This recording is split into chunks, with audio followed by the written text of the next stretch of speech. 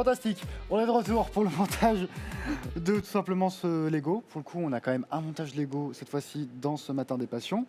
On a eu des Lego pour adultes, des PC précédemment, mais là on va retourner un petit peu en enfance. Quoique, c'est une boîte 18+ ici qu'on va faire.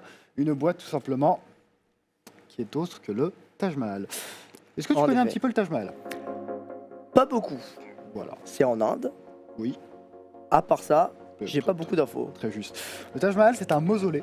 Donc tout simplement, c'est une tombe dédiée à une seule personne. Voilà, une impératrice, tout simplement une impératrice tout simplement d'Inde. Et ce qui est assez amusant, c'est que du coup, c'est un temple islamique en Inde, pays hindou. Lourd, allez, on enchaîne la boîte, on va l'ouvrir tout de suite. C'est un 2000 pièces, donc clairement à mon avis il n'y a que très peu de chances qu'on le termine à temps. Il y a un Winggum dégueulasse qui s'est posé ici, je sais pas qui s'est permis de faire ça, mais c'est pas très gentil à lui, hein, très bien. Je tiens à préciser au niveau du bas de la boîte, tac c'est fait. On enchaîne, est-ce que la boîte est déjà ouverte? Non, ça n'a pas l'air. Il va me falloir un petit ciseau du coup, messieurs, excusez-moi, tout ça. On a 2000 pièces, c'est surtout de la gamme Lego Architecture, donc c'est une gamme qu'on a beaucoup faite dans les Morning Francis, et même j'ai envie de te dire, on a quasiment fait que ça, mais on a fait également du Creator avec l'ISS, si je me souviens bien. D'ailleurs, on t'avait retrouvé dans Francis 3 avec l'ISS. Oui, c'était moi sur l'ISS. Voilà. C'était du 800 pièces, tu avais réussi, ma foi, assez simplement, ou on t'avait quand même dû te presser? Non, ça allait. Bon, c'était péché à la fin, mais parce qu'on parlait beaucoup, on y était allé tous. Voilà, très bien. Là, c'est 2000 pièces, clairement, je sais pas du tout comment on va s'y prendre. Parce que j'ai déjà monté des 2000 pièces à peu près. La dernière que j'ai montée, c'était justement la machine à écrire Lego, qui est un set formidable, mais qui pour le coup coûte assez cher et surtout met bien au moins 7 heures à être monté. Là, l'avantage, c'est que je vois surtout que c'est beaucoup de pièces répétitives, genre les minarets, il y en a 4. Donc ça va être assez simple de les reproduire. Je vois le pavage là, le Benjamin pavage, comme tu peux le voir. C'est quand même assez simple à mon avis à réaliser. Pour le coup, on peut se mettre à dessus très facilement. Ouais. Je vois également toutes les petites briques, enfin toutes les pièces du coup qui sont des pièces de tombeau d'ailleurs dans le set, de la pyramide. Voilà, qui sont actuellement en train de mettre.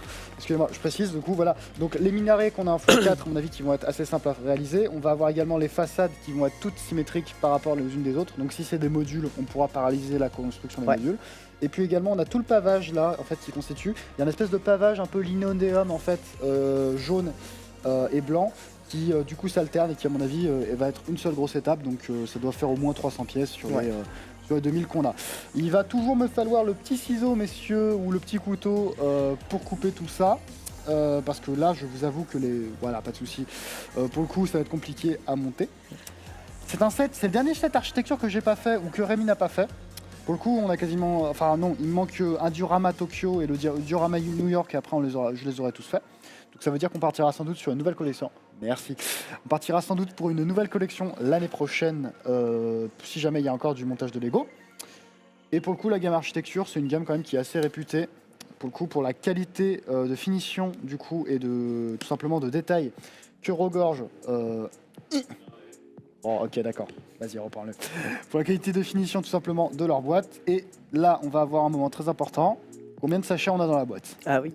Un pari? Ça fait ça fait longtemps que j'ai pas fait de boîte de Lego récente, je dirais 8. Moi aussi je partirais sur 8. Allez, on ouvre. Alors, 5. Et non, perdu déjà, il y a un sachet 10, donc c'est définitivement mort. C'est des petits sachets. C'est définitivement mort, donc il n'y aura plus de 10 sachets. Alors, on prend les paris, il y a 7, il y a 8, il y a 6, il y a 9, il y a 2.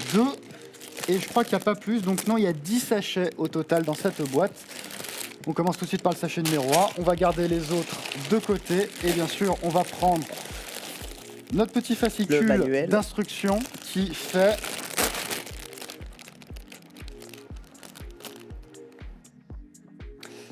« 204 instructions. » Bonsoir.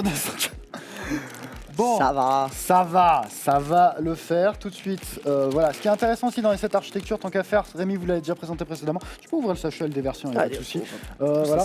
C'est que du coup les sets architecture ont toute une histoire à l'intérieur sur justement le monument que vous êtes en train de repérer. Donc là pour le coup, si vous avez des informations sur le Taj Mahal, vous pouvez les avoir. Vous pouvez également avoir la notice sur le site, tout simplement l'application de Lego, pour pouvoir potentiellement voir au même moment où on est. Donc l'avantage c'est que logiquement, les sets architecture, ça commence toujours de la même manière, on va créer la base. toi t'es du style, tous les sachets du coup, même les plus petits, Ouais, et tu exactement. les répartis en fonction de la taille. C'est C'est une ça. stratégie payante, je peux vous assurer que ça marche plutôt bien. Donc je viens de voir aussi qu'il y a un petit descriptif, c'est que les 4 premiers sachets sont dédiés pour la construction en fait de la base, sont dédiés en fait pour la construction de la base du set, et tous les autres en fait sont les fioritures au-dessus. Et ça se fait beaucoup dans les Lego, par exemple le dernier Lego en date vraiment de... C'est pas un Lego architecture, c'est un créateur expert, mais pour le coup c'était la tour Eiffel qui a été refait. Ils ont fait ça, ils ont fait une boîte pour le premier étage, une boîte pour la base, donc ce qu'on est en train de faire à la première étape, et une boîte du coup pour les 2 derniers étages. Du coup sachet 1, ah oui, évidemment aussi la pièce la plus importante, le séparateur, livré dans toutes les boîtes. C'est mon 8e je crois, déjà. Donc peut-être qu'un jour je ferai une structure, Je suis un pas, petit cube. Ouais, je voilà. suis pas certain d'en avoir tant que ça, alors que j'ai un nombre de boîtes particulièrement important. Après tu fais combien de sets toi à peu près? T'as fait des sets d'à peu près combien de pièces en moyenne? Ah moi? Ou alors bah, j'en ai fait beaucoup, je sais plus c'est combien, mais la pelle excavatrice en Lego Technique, c'était le plus gros set Lego Alors, au moment où il est sorti. Beaucoup ça me paraît très bizarre que tu n'en aies pas eu parce qu'il y a justement Non, mais ce petit... J'en ai, voilà. mais je dois en avoir que 6 ou 7, mais parce que la plupart de mes boîtes de Lego sont plutôt vachement vieilles par Voilà. rapport à l'arrivée de cette pièce. Voilà. Et aussi surtout il y a un truc très intéressant, c'est que sur justement cette pièce, il y a le petit séparateur ici. Voilà, je vais essayer de vous le montrer en profil, ça va être plus simple. Il y a cette petite pièce ici qui est dédiée justement à décocher les axes en fait. Ouais. Qui est du coup très pratique. Donc c'est la construction de la base. On va tout simplement commencer par, par justement commencer. Quelle est ton organisation globalement? Voilà, Alors quand on est plusieurs, il n'y a pas vraiment d'orga. il n'y a pas vraiment d'orga. Voilà, tac, acheminer les pièces, comme ça, et on C'est ça. alterne les uns les autres, comme ça, voilà, dès que t'en as marre.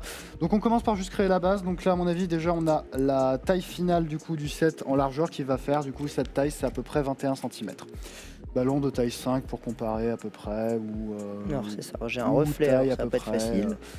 j'ai pas d'exemple. Ah, 2, il faut des 2 ensuite, des 2. Et là, on vient à peine de monter 8 pièces, il en reste plus de 2000 à monter. Ça risque de prendre un peu de temps, tac. Tac, la base avance bien, mais à mon avis c'est ça, ouais, on vient de créer la base, il me faut encore 2 pièces sur les côtés, x2. J'aime bien comment il précise x2, alors sur des trucs totalement évidents, mais des fois il précise pas le x4 dans la construction de modules, Oui. et là tu as envie de t'arracher tout ce qui est possible de t'arracher. Et j'ai souvenir d'un modèle de X-Wing où il mettait x4 sur les ailes alors qu'il fallait qu'elles soient symétriques. Asymétrique, tu veux dire plutôt. Euh, Symétrique dans le sens fallait que que les ailes ne sont pas c'est ça. les mêmes. D'accord. Oui, il On mettait x2, donc on enchaîne. devait faire 2 fois la même aile, alors que c'était pas 2 fois la même puisque elles étaient orientées. Tac. Donc ensuite on fait ça. Tuc. Par ça.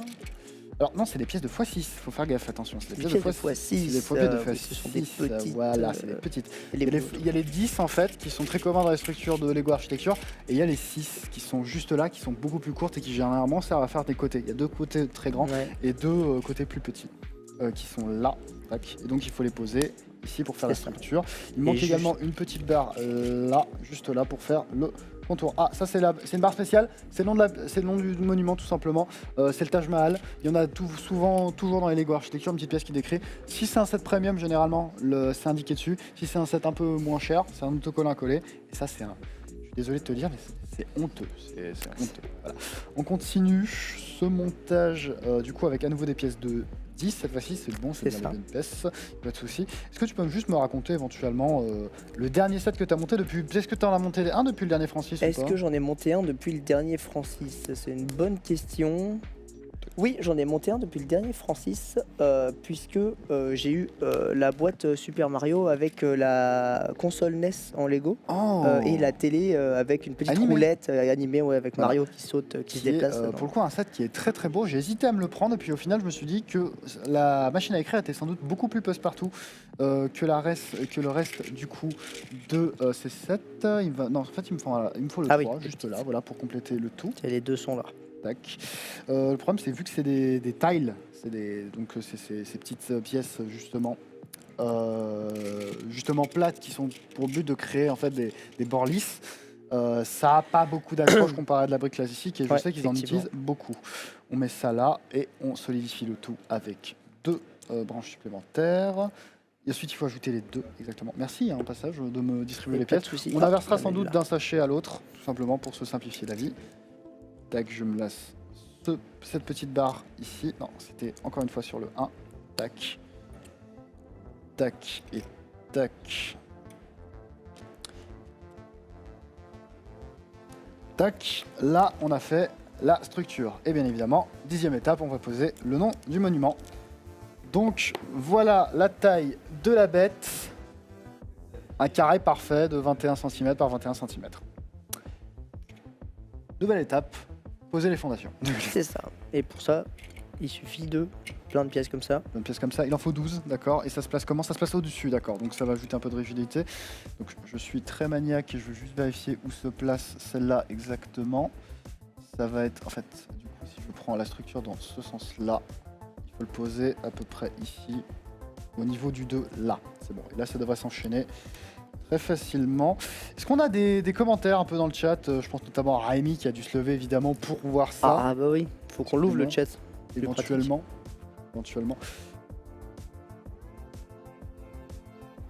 Bon, ok, très bien, c'est très gentil pour vous. Et si on peut mettre également les instructions de construction dessus, ça sera fort utile. Donc, on renforce la structure avec ces petites pièces.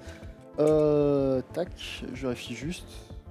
Non, il n'y a pas d'erreur. Hein. De toute façon, comment tu veux qu'il se trompe sur un set qui est commercialisé? Comment tu veux que Lego se trompe? Voyons, ça n'est jamais arrivé dans l'histoire. Jamais. Jamais. Jamais. Jamais. Tac. Tac. Totalement. C'était complètement du sarcasme. Ça s'est pas senti, je suis désolé. Tac. Tac. Il y a beaucoup d'erreurs tout simplement de bêtes, notamment au niveau de la symétrie des pièces, comme tu as pu entendre justement Chambior. Par exemple, une pièce qui est symétrique, elle ne peut pas être exactement identique des deux, des deux mêmes bords. C'est possible. Si on doit faire une symétrie, il y a forcément un moment, par exemple, si on a ces fameuses briques que j'appelle les briques bord de bateau, qui sont des briques en fait qui sont cisaillées, qui forment en fait un triangle, enfin un trapèze, comme ça, qui fait 3 par 2. Ouais. En fait, elles ont un sens, elles sont orientées. Et du coup, si tu fais la pièce en symétrique, tu as besoin de l'autre pièce, son équivalent, qui va être coupé dans l'autre sens. Et ça, pour le coup, si tu demandes de faire la pièce en symétrie, il est clair qu'en fait, tu ne peux pas en fait réaliser, tu es obligé de changer la moitié des pièces là-dessus. On vient de terminer la structure, page 17, 11e instruction. Peut-être, on avance vite, je trouve, sur ce premier sachet, mais à mon avis, c'est qu'un départ. On demande de retourner le tout. Du coup, tu as fait encore un set, tu m'as dit, donc c'était... Oui, du coup, la NES et la télé avec La NES, Mario exactement. animé qui Voilà. marche dedans. Il y avait des étapes un peu répétitives, un peu chiantes que tu crains par exemple sur celui-là? Bah ouais, par exemple, en gros, comment ça marche à l'intérieur, c'est que le niveau de Mario est placé, c'est une petite mosaïque de petits pixels, Mhm. du coup, qui sont plein de petites plaques lisses de 1 par 1, qui sont placées sur un gros rouleau. Donc construire le rouleau, ça allait. Par contre, il a fallu placer toutes les petites tuiles de la mosaïque, une par une. Ah, un Pour petit peu comme le construire la pavage mosaïque. qu'on va faire. C'est ça, un petit peu comme le pavage qu'on va faire. Et c'était long. Après, c'est du pixel art. Donc c'était rigolo. Oh, on a le Merci. chat, mais alors On a ça le chat c'est qui vient d'arriver, on incroyable. remercie Guillaume qui a fait le déplacement depuis la régie. Assistant. Je suis respo chat alors. Merci. On va continuer du coup cette construction. Je viens de comprendre en fait ce que c'est de construire un Lego à 9h du matin quand tu as dormi 5 heures. C'est ça. C'est un petit peu douloureux, mais ça va. Ça va. Je veux dire, c'est faisable. Alors en vérité, je tiens à préciser que je n'ai pas dormi 5 heures. J'ai dormi un peu moins que ça, puisque j'étais là lorsque la régie a sauté hier soir quand on a fait la mise à jour impromptue du BIOS pour essayer de résoudre 2-3 problèmes. Et du coup, je me suis réveillé genre 50 minutes avant pour écrire les informations. Je crois que tu es décalé. Alors j'espère que je les ai pas tous décalés Non, du coup. il n'y en a qu'un seul que tu as décalé, Alors, attends, 1, 2, 3, 4. 1, 2, 3, 4. Ah oui, non, c'est bon. Oui, bon, oui, c'est c'est bon. celui-là qui était décalé d'un. Voilà, nickel. On continue, hop, on retourne le modèle. Et cette fois-ci, on va aller poser, je suppose, qui est les jardins, la limite extérieure. Il faut aller les poser du coup, comme ça. Je tiens à préciser qu'on inversera du coup à chaque chaque, Ouais. donc je te distribue les pièces, tu Pas me de souci. distribueras les pièces, et puis on en profitera du coup pour alterner les anecdotes, ce que vous êtes au final un peu tous à aimer, et ce qu'on aime de tous. C'est Donc, ça. Voilà, c'est partager un moment ensemble autour des Lego. D'ailleurs, on va pas faire Team Lego, Team Playmobil, puisqu'on l'a déjà fait précédemment. Je crois que c'était dans l'équipe de garde. Non, c'était dans. Je crois, à moins que ça soit le FAQ. Et on a vu que c'était 95-5 pour la team Lego. Donc on peut parler clairement de raclée. Un petit peu comme ce que tu t'es pris hier sur le tournoi Minecraft. Balle perdue, excuse-moi. Alors, Est-ce que tu peux nous raconter peut-être éventuellement ce qui s'est passé hier parce que du coup, je ne l'avais pas très bien compris. Je n'avais pas remarqué que c'était à ce point industrialisé. Je crois que c'est le mot. Industrialisé, je crois que c'est le mot, Oui, effectivement. voilà. Oh, bah, qu'est-ce qui s'est passé ouais, il se peut que sur Wool Conquest, Mhm. mes adversaires n'aient pas forcément apprécié le fait qu'on les éclate sur la première partie. Oui. Et donc, étant donné que c'était un jeu avec 4 équipes, c'est devenu un jeu avec 2 équipes, mais une équipe qui contenait 6 joueurs et une équipe qui ne contenait que la mienne, à savoir moi et mon partenaire. Ton partenaire qui était d'ailleurs Hubert et qui s'en est Mon partenaire très bien qui était Hubert, qui s'en est très bien sorti. Je pense qu'on faisait une très bonne équipe, c'est pour ça qu'on a aussi bien réussi la première partie. Mhm. Mais bon, malheureusement, quelques actions particulièrement honteuses de la part de nos adversaires, comme par exemple le fait de joyeusement laisser passer un adversaire pour qu'il aille scorer dans notre base. Ah, dans votre base carrément, l'humiliation. Non, pas dans notre base, dans la leur. C'est-à-dire D'accord. que je poursuivais un adversaire qui allait dans la base d'un adversaire pour gagner le double des points. Mhm. Et j'ai pu voir les défenseurs de cette base laisser passer mes adversaires pour m'attaquer moi. C'est une histoire de priorité. Ah ouais, c'est une histoire de priorité, sauf qu'il restait 10 secondes à la partie et que ça ne pouvait du coup absolument pas profiter à l'équipe qui a laissé passer. Alors, moi, je vais te donner ma vision. Je trouve que c'est une excellente chose qu'ils aient team contre toi. Peut-être pas au point d'aller jusqu'à vocal dans Discord. Mais je pense Ils étaient en vocal sur Discord. Je crois, oui, que Aïe, aïe, aïe, c'était aïe, aïe, c'était aïe, aïe. vraiment un 6 contre 2 avec 6 mecs sur Discord. D'accord. Voilà. Mais je pense, honnêtement, que c'était une chose à faire de t'allier contre toi parce que tu étais le favori, encore une fois, sur cette épreuve Minecraft. Il n'y avait aucun doute là-dessus. Même si, pour le coup, Wool Conquest, on est d'accord que c'était pas si PVP que ça pour toi. C'était PVP? Non, mais moi j'aimais bien cette distinction entre PVP et le fait et la petite stratégie, l'histoire d'être là au bon moment. Et il y avait aussi beaucoup de skills de juste déplacement sur la carte. Mhm. On a Et vu d'ailleurs pour la stratégie tout simplement de se jeter dans la live pour sacrifier la laine et faire perdre du temps plutôt que Ouais. de simplement rester, essayer de la capturer. Parce qu'une laine, du coup, en mouvement est une laine potentiellement qui est capturable. c'est Donc ça, le reste, bon bah. plus facilement. Donc ouais, plusieurs fois ça m'est arrivé d'aller mettre une laine dans la lave pour éviter que les adversaires ne puissent la récupérer.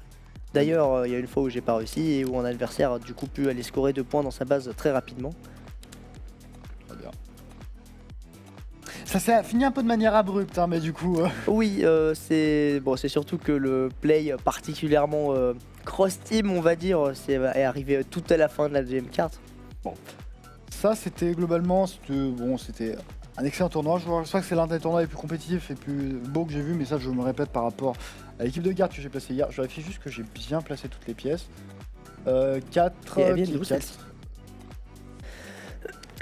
Annonce que a new challenger is coming et que c'est tout simplement notre cher ami Renan qui va t'en prendre le contrôle du stream. Coucou. D'accord. Je suis fatigué, c'est horrible. Bon, c'était Wool Conquest. On revient un petit peu à nos Lego. Pour le coup, comme tu peux le voir, la base a avancé. Alors je suis très surpris par contre qu'ils nous demandent de faire tout ça en une seule étape parce que ça c'est le genre de truc bon. Un petit peu audacieux. On revient du coup devant le Taj Mahal, il va falloir une barre de 4 bleus, Celle-ci. voilà, et deux petits marrons qu'on place justement juste là. Juste une. Ah oui, c'est juste juste cette étape. juste une. Et ensuite il va falloir placer les 38 tiles. 38 tiles. 38 tiles à placer, donc vas-y, là pour le coup il y a pas de question de tu me donnes les tiles ou pas, on y va, on va aller construire tout ça. Tac. Tac. Tac. Hop. Là. On continue. Pour le coup, c'est quoi la partie que tu trouves la plus rébarbative dans des Lego? Moi. Bonne question. Je suis pas tant embêté par les tâches répétitives que ça. Moi aussi, je trouve que c'est un truc très étendant. Par exemple, lorsqu'on a monté une Saturn 5 avec Rémi au Nouvel An, ça date maintenant il y a 3 ans, hein, bien sûr. C'était. Mais rentre dans le cadre, on ne te dira rien, Guillaume. C'était tout simplement beaucoup de tâches répétitives à paralyser en x4. Ouais. x4. La fameuse Saturn 5 qui, hélas, n'est plus à la commercialisation. Elle a quitté le store. Et pour le coup, c'était des tâches x4. Et l'avantage, c'est que du coup, on avançait très rapidement. Et en plus, c'était des tâches qui étaient plutôt étendantes parce que, bon. Je fais partie de ces mecs qui pourraient refaire la même action en boucle dans un jeu vidéo et trouver ça génial. Je suis le genre de mec qui a aimé le farming ce genre de Ah, choses. voilà. Il manque Je une. me disais pas qu'il en manquait une. Et ce qui m'impressionne toujours avec Lego, c'est qu'il y a toujours le bon nombre. 38, tu pourrais t'attendre à ce qu'il y ait un coefficient de justement de marge où ils se disent on va en mettre une. Ça n'existe que pour les petites pièces. Celle-ci. Voilà. Par exemple là, petite pièce, on a deux de plus. Voilà, on en a deux de plus. Tac et tac. Je sais pas si on peut me faire un petit zoom du coup sur les pièces pour montrer les seules qu'on a en double sur cet exemplaire. C'est assez impressionnant. Pour le coup, peut-être que du coup on peut pointer. Je viens de me rendre compte que si c'est Renan à la réelle, il sait pas manier les PTZ. Bon, dommage. C'est pas grave. On enchaîne. Ah, t'as continué. Merci d'avoir continué au passage. parce qu'on a dit qu'on était pressé par le On temps. a dit qu'on alors. était un peu pressé, oui, en effet, tout à fait. T'es à l'étape du coup de placer le vert. Donc du coup, il faut placer le vert. Alors par rapport au Taj Mahal, c'est bon. Donc oui, il faut Cela. placer les grises. Coucou la Coucou. Et là, je viens d'entendre Benjamin qui est réveillé. Coucou Benjamin. J'espère que ça va bien cette dernière journée. C'est déjà la dernière journée du projet Francis. Malheureusement. Ça va triste un petit peu. C'était heureux de revenir en plus. Ouais, de ouf, j'étais vachement content. Surtout, les tournois, c'est rigolo. Après, est-ce qu'on était là pour tryhard autant que la dernière fois? Pas forcément. Ouais. Comme je l'ai dit, j'ai passé sur Majora's Mask le temps que j'aurais dû passer sur Trackmania. Mais du coup, voilà, j'étais content de revenir, retrouver l'ambiance, vous retrouver vous, parce que on a quand même pas souvent l'occasion de se voir. Bah, la dernière fois qu'on s'est vu, c'est avant que tu partes à Tromsø, parce que oui, tu es résident en fait, tu étais résident en Norvège pour tes Ouais, études. exactement. Ce qui m'a d'ailleurs pas mal compliqué la tâche en parlant de jeux vidéo, etc. Parce qu'il a fallu en plus que je rentre pendant la période des fêtes dans ma famille, donc pile la période où on avait les cartes Trackmania, ce qui m'a pas forcément aidé à avoir du temps pour m'entraîner. Et en même temps, j'ai eu quelques soucis en Norvège qui ont fait que ça n'a pas forcément été facile de bien tryhard de Majora's Mask en avance. Mais ça devrait aller et je suis vachement content d'être là et puis on fait des Lego. Donc. On annonce que le premier sachet est terminé. Pour l'instant, la structure ressemble à ça. On se doute pas, hein, mais c'est immense. Hein. Je peux littéralement le poser sur ma tête et faire cet accoutrement totalement ridicule que je n'aurais sans doute jamais fait la première soirée, mais que je me permets de faire parce que je suis complètement fou des glingos et que j'ai ce qu'on appelle sommeil. Voilà, on enchaîne tout de suite avec le deuxième sachet, donc on inverse. Est-ce qu'on va au point jusqu'à inverser les postes? Les Non, places. je pense qu'on peut juste inverser. D'accord, très bien. Donc je te par là. distribue les pièces. Tout de suite, on passe au sachet 2. Et donc on commence avec les pièces blanches. Donc tu dois avoir besoin de... Non, c'est une 6. 6 saucisses. Les 6 des deux 6.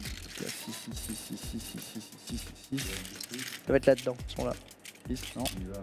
On est là, 6, avec voilà. une seule. Oui, 6. Ensuite, tu as besoin de ça et tu as besoin de 2 pièces. Comme ça. Et là, je crois qu'on va commencer à attaquer vraiment la construction de bâtiments autour. À savoir, je crois que c'est une fontaine. Un petit chapeau par ici et on se pose là-dessus. Tape. Tac. Hop, il va falloir ça, Ce truc-là 2 fois. ça. Ah oui, parce qu'il va falloir mettre les bonnes couleurs. Oui, important. Donc c'est un set qui est asymétrique. On en parlait tout à l'heure. Pour l'instant, il est symétrique, mais symétrique axial. c'est ça, Ah non, en fait, même plus. Parce qu'avec ça, du coup, t'as plus de symétrie axiale. effectivement. Elle est où la verte? Je les ai mises. Ah, t'as déjà mis les œufs vertes. Ok, Oui. il faut du coup deux pentes qui doivent être ici. C'est ça. On enchaîne ensuite. Il faut poser du coup le reste du coup de ces pièces qui permettent justement de passer sur un autre axe de construction, qui permettent du coup d'enrichir en détail les constructions. Il faut les placer. Il va nous en falloir beaucoup. Beaucoup. Donc chacun commence son côté. Hein. Espacé de 3 tiles à chaque fois. T'appelles ça comment d'ailleurs? Des tiles, des peteux, des peteux comme disait, des picots généralement. des picots, Ouais. ouais, c'est beau, un petit peu comme le chien des pubs Chocapic. Je suis très fin. Ça se ressent, ça Je se dis ressent. pas qu'il faut ramener les Chocapic sur scène, mais je dis que j'ai faim. Je dis. Ah bah. Je viens de me rendre compte que la boîte gêne un petit peu. Non, c'est bon, je déconne. À moins que Chambert t'ait faim. Non. De toute façon, c'est un coup à ce que tu finisses avec une pièce dans la Très bouche et gentil. une céréale posée sur le set. C'est ça. Ah, attendez. J'ai Alors, raté un de faire truc. ça, hop. Ah oui, il y a un trou de 3 ici. Alors ça fait 3, C'est le ça piège, ouais. ça fait coller 3 et 1. Et 2, donc il faut faire attention. Dessus. Hop. Alors, on m'entend? Oui, on Absolument. t'entend. Alors, nous sommes en régie avec Renan. Oui, Je lui apprends à faire de la réal, c'est assez marrant. d'accord. On est sur la page Wikipédia du Taj Mahal et puis d'autres sources. À tout moment, vous nous demandez de délivrer une anecdote, on vous la délivre. C'est une formidable initiative que vous avez prise. Et on va continuer du coup. Là, on vient de terminer l'étape. On est à l'étape 20... On est à l'étape 22 sur 202. Je suis désolé si tu te marres en régie. Mais qu'est-ce que tu voulais que je rebondisse là-dessus? Voilà. Oh, Alexandre, salut Alexandre. La salle qui se remet en branle. Je prends plein de trucs là. Alors attends. Ah oui, pardon, Où est-ce que excuse-moi, ça va, tu ça vas en avoir besoin de 8. Ouais. 1, 2, 3, 4, Ça va 5, où? Au-dessus. 6, et 7, et 8, et 1, et 2, et 3, et 4, 5, 6, et 7. On a oublié une pièce comme ceci. Comme ça, On a même oublié 2, je crois. Là. Il nous en faut une là tac, et et l'autre là. hop. Tac, tac. Il y a un truc qui est factuel, c'est que les sets symétriques sont quand même vachement plus simples à prendre en main que les sets asymétriques pour se répartir les tâches. Parce que tu peux faire la même tâche Ouais. de plusieurs choses. Donc là, tu en auras besoin de 4. Tu en auras besoin de 2. Tu en auras besoin du reste. Et tu auras besoin du reste. Alors, du coup, je pose la question. Est-ce que les pièces du coup de couleur sont là vraiment dans un aspect décoratif ou juste d'information? Je pense que c'est plus d'informations, je suis pense pas que c'est certain qu'on les verra. Donc, tandis que moi je continue la partie orange. Tac, tant qu'à faire. Ici. Et. Tac. Instruction 24 complétée. On va maintenant vers la 25. La 25, c'est poser du gris et du noir. Tac. Vas-y, fais les noirs, je fais les gris. Attends. Phrase à ne pas sortir de son Oui, contexte. non mais je suis bien. Quand je fais l'effort de ne pas le notifier, c'est pour éviter de le faire. Je vais juste vérifier qu'on l'a bien posé. Et non. Et si, pardon, tout va bien. Je me suis dit que le noir devait sans doute être devant le Taj Mahal, mais pas du tout. C'est bien les gris qu'il faut placer devant. Le plus gros set que t'aies jamais monté. Le Ce n'est plus pas la gros pelle set excavatrice. qui n'est pas la pelle excavatrice, ça doit être celui qui m'a pris le plus de temps en tout cas, parce que le nombre de pièces, la Attendez, plupart de mes boîtes de Lego étant vieilles, je garantis pas de me oublier souvenir. la Oui, première je vais les étape. mettre après. Bah, du Oui, coup, j'ai tendance à mélanger les ordres des fois. J'ai l'habitude des très vieilles boîtes des années 80 où il y avait environ 25 instructions. 25 instructions par étape. Donc. Du coup, le plus gros set, on va recommencer juste pour que ce soit plus simple à comprendre. Donc, Ouais. le plus gros set que t'aies jamais monté de ta vie. En tout cas, dont je me souviens et en temps que j'ai passé, c'était sur l'AT-AT motorisé qui doit être sorti en 2010. Mhm. Donc la boîte de Star Wars avec la grosse machine de l'épisode 5 qui marche. Et donc c'était la version qui était motorisée, donc avec un système de levier à l'intérieur qui permettait d'animer les pattes une par une. Dans quel sens ça va? Alors, tu prends ta pièce comme ça. Vas-y. Et en fait, tu dois poser ça dans ce sens-là. Voilà, parfaitement. Ouais, comme ça. Voilà. Alors, d'ailleurs, ça me rappelle une petite anecdote, enfin, un petit trivia sur un précédent compétiteur du Brevet français, qui d'ailleurs n'a pas pu venir cette année. C'est Moé qui a reçu en fait aussi l'AT-AT, mais la version Ouais. Big qui est sortie. Et pour le coup, il avait mis combien de temps déjà? Alors il l'a dit sur Discord tout à l'heure, je te cache pas que je n'ai pas. Non, c'était juste pour savoir si tu le savais. Non. Il a mis 25 heures. 25 heures, À c'est 2. très long. Il a mis 25. 25 heures à 2 pour le faire. C'est un gros AT-AT. Si je peux demander à la régie éventuellement de juste m'indiquer le nombre de pièces que fait cet AT-AT sur le site Lego, comme ça sera fait. Il faut poser du coup le socle ici. Alors par contre, je crois qu'il y a un sens. Oui, c'est celui-là, qui est bon, normalement. c'est bon, nickel. Et ensuite, il faut poser de quoi compléter. Alors là, je suppose qu'en fait, ces deux emplacements, ça sera pour le tombeau à proprement parler. Probablement. Le tombeau, parce qu'en fait, je te rappelle que Oui. que le Taj Mahal Alors. est un mausolée. Voilà. Le AT-AT au prix de 849,99 € sur le site Lego Ouais. est constitué de 6785 pièces. 3 fois et demi plus que ça. Mais Voilà, pour 10 fois le prix. Pour 10 fois le prix, par contre. Voilà. Après, c'est le licensing et c'est l'expérience de création qui fait souvent ça. Ah bah Star Wars.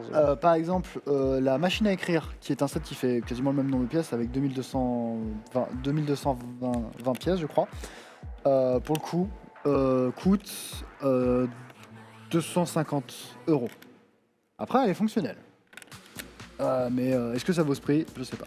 Et dans la catégorie récente des fails qu'a fait Lego à propos de ce prix-là, à propos des prix enfin le prix tout simplement de commercialisation des sets, on a le Babyfoot qui est la base. Oui, il y a eu un Babyfoot Lego qui est sorti récemment, qui était tout simplement un truc qu'on pouvait acheter depuis enfin qu'on pouvait en fait promouvoir via la plateforme Lego Ideas. Donc Lego Ideas c'est quoi? C'est un site où tu peux soumettre ton idée. Et si ton idée a plus de 10 000 votes, Lego l'analyse, s'il la trouve pertinente, il la vend dans set comme ça.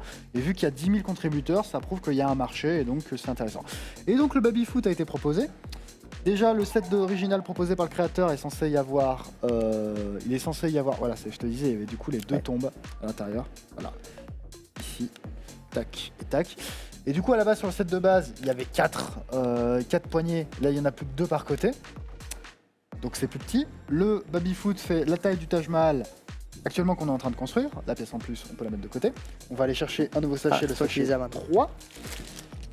Hop, les sachets 3. Et ça a été vendu au doux prix de 329 €. Je pense qu'il y a un autre sachet 3. Mais il est utilisable. Alors c'est cool. Oui, mais du coup, 45 jours après sa commercialisation, il a été soldé. Ah non, peut-être pas. Je suis peut-être mauvaise langue. Voilà. C'est juste qu'il n'y a pas d'autres sachets 3. Okay, c'est juste que c'est un. C'est juste que c'est un. C'est juste que c'est. Ah bah c'est le pavage. C'est ça. Qui commence. Alors, on va commencer par le pavage. Oula. Alors, je sais pas si vous voyez. Là, c'est que des pièces de 1 par 1 en fait. C'est que ça. Sur l'autre, si vous voulez, c'est que des pièces de 1 par 1 comme ça. Et au bas mot, je dirais qu'il y en a 150 devant mes yeux. Donc ça va durer un petit moment. Donc le Taj Mahal, donc on reprend. Donc c'est moi qui enfin là pour le coup, ouais, je pense on va se répartir la tâche, pas de souci. Déjà, il faut placer du blanc ici. Il faut placer. Ah d'accord. En fait, ils sont séparés en petits modules comme ça. Ouais. Donc ce que tu peux faire, c'est commencer à créer les modules.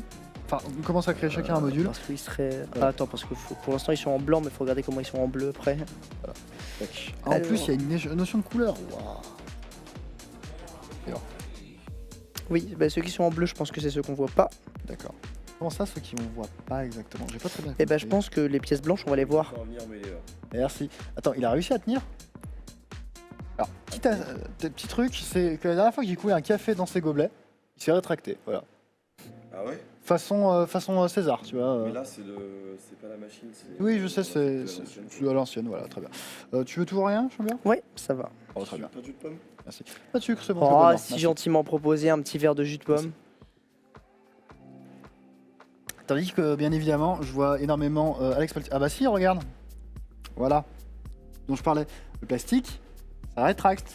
Bon, là, pour le coup, ça va, c'était pas trop chaud, donc ça va, mais il faut faire attention. À mon avis, du coup, j'ai peur par contre que si ça continue, il va se renverser. Donc à mon avis, je vais devoir le boire rapidement. Mais c'est pas grave. Merci pour la taille au passage. Hein. On continue. Il faut le poser comme ça, tout simplement. Hop.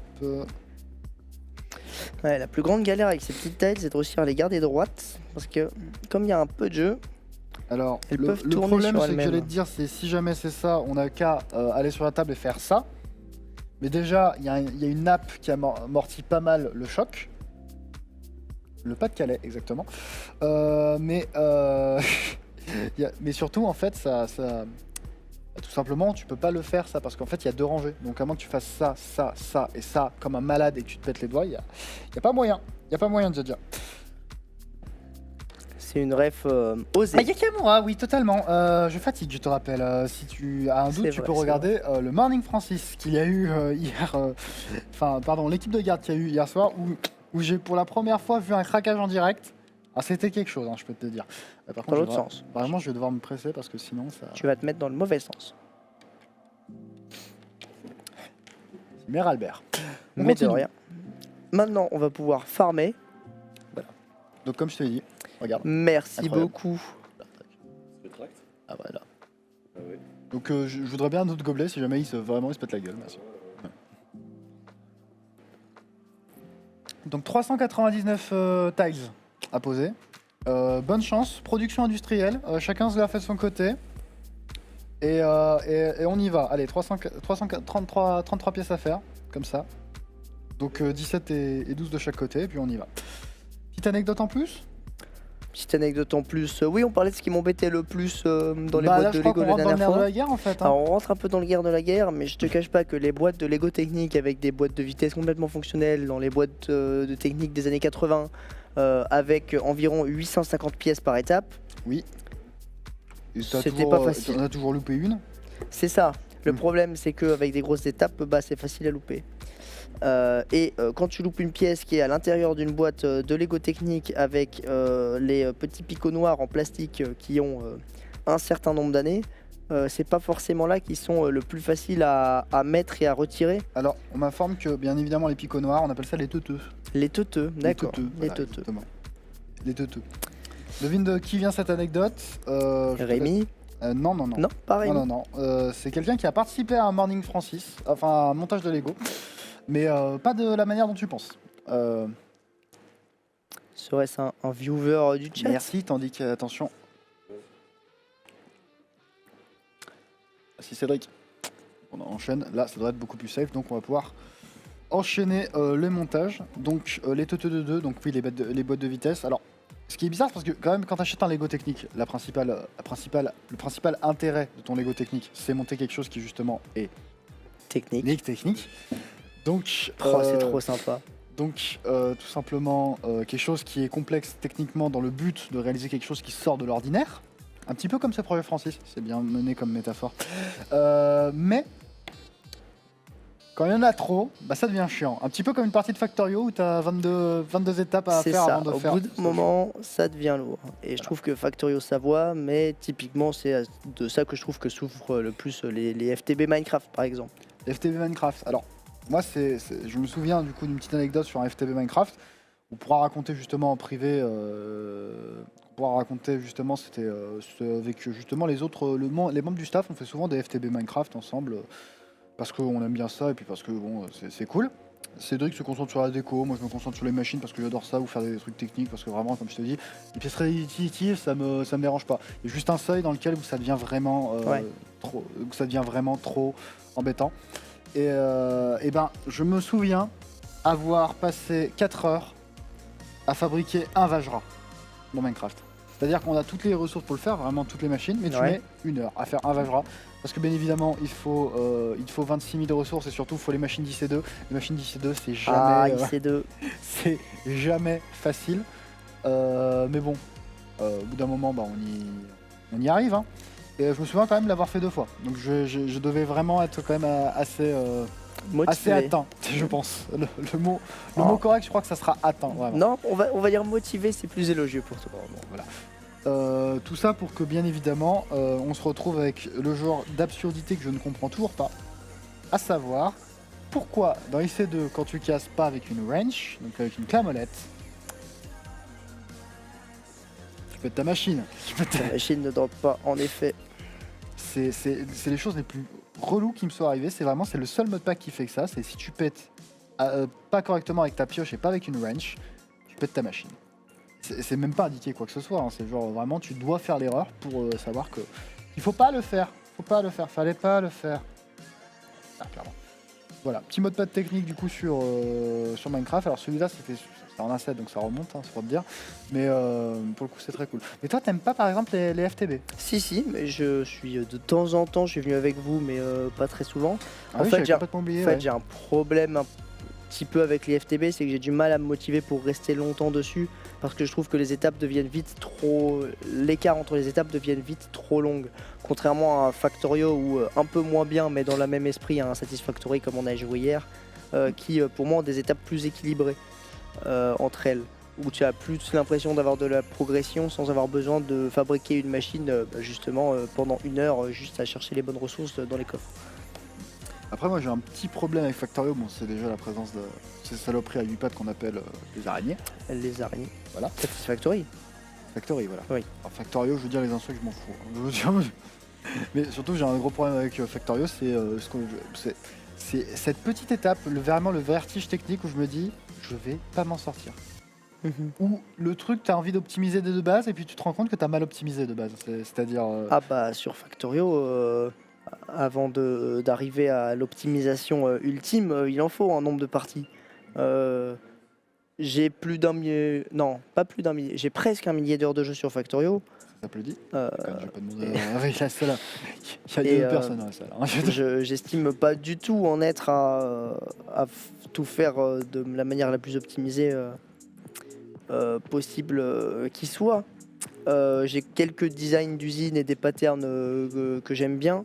Mais justement, c'est ça pour moi qui fait tout l'intérêt de Factorio, c'est de revenir concevoir à chaque nouvelle partie, retravailler ces blueprints pour qu'ils soient toujours de plus en plus compacts, de plus en plus performants, avec des ratios toujours de plus en plus parfaits. Et des systèmes toujours de plus en plus solides, parce que quand on fait des bases gigantesques sur Factorio, il ne s'agit pas simplement de concevoir les usines, il s'agit également de concevoir la logistique entre les différentes usines. On peut soit prendre plein de place en mettant des milliards de tapis, soit concevoir des systèmes de trains automatisés, mais dans ce cas, il faut bien réfléchir à la conception de son réseau.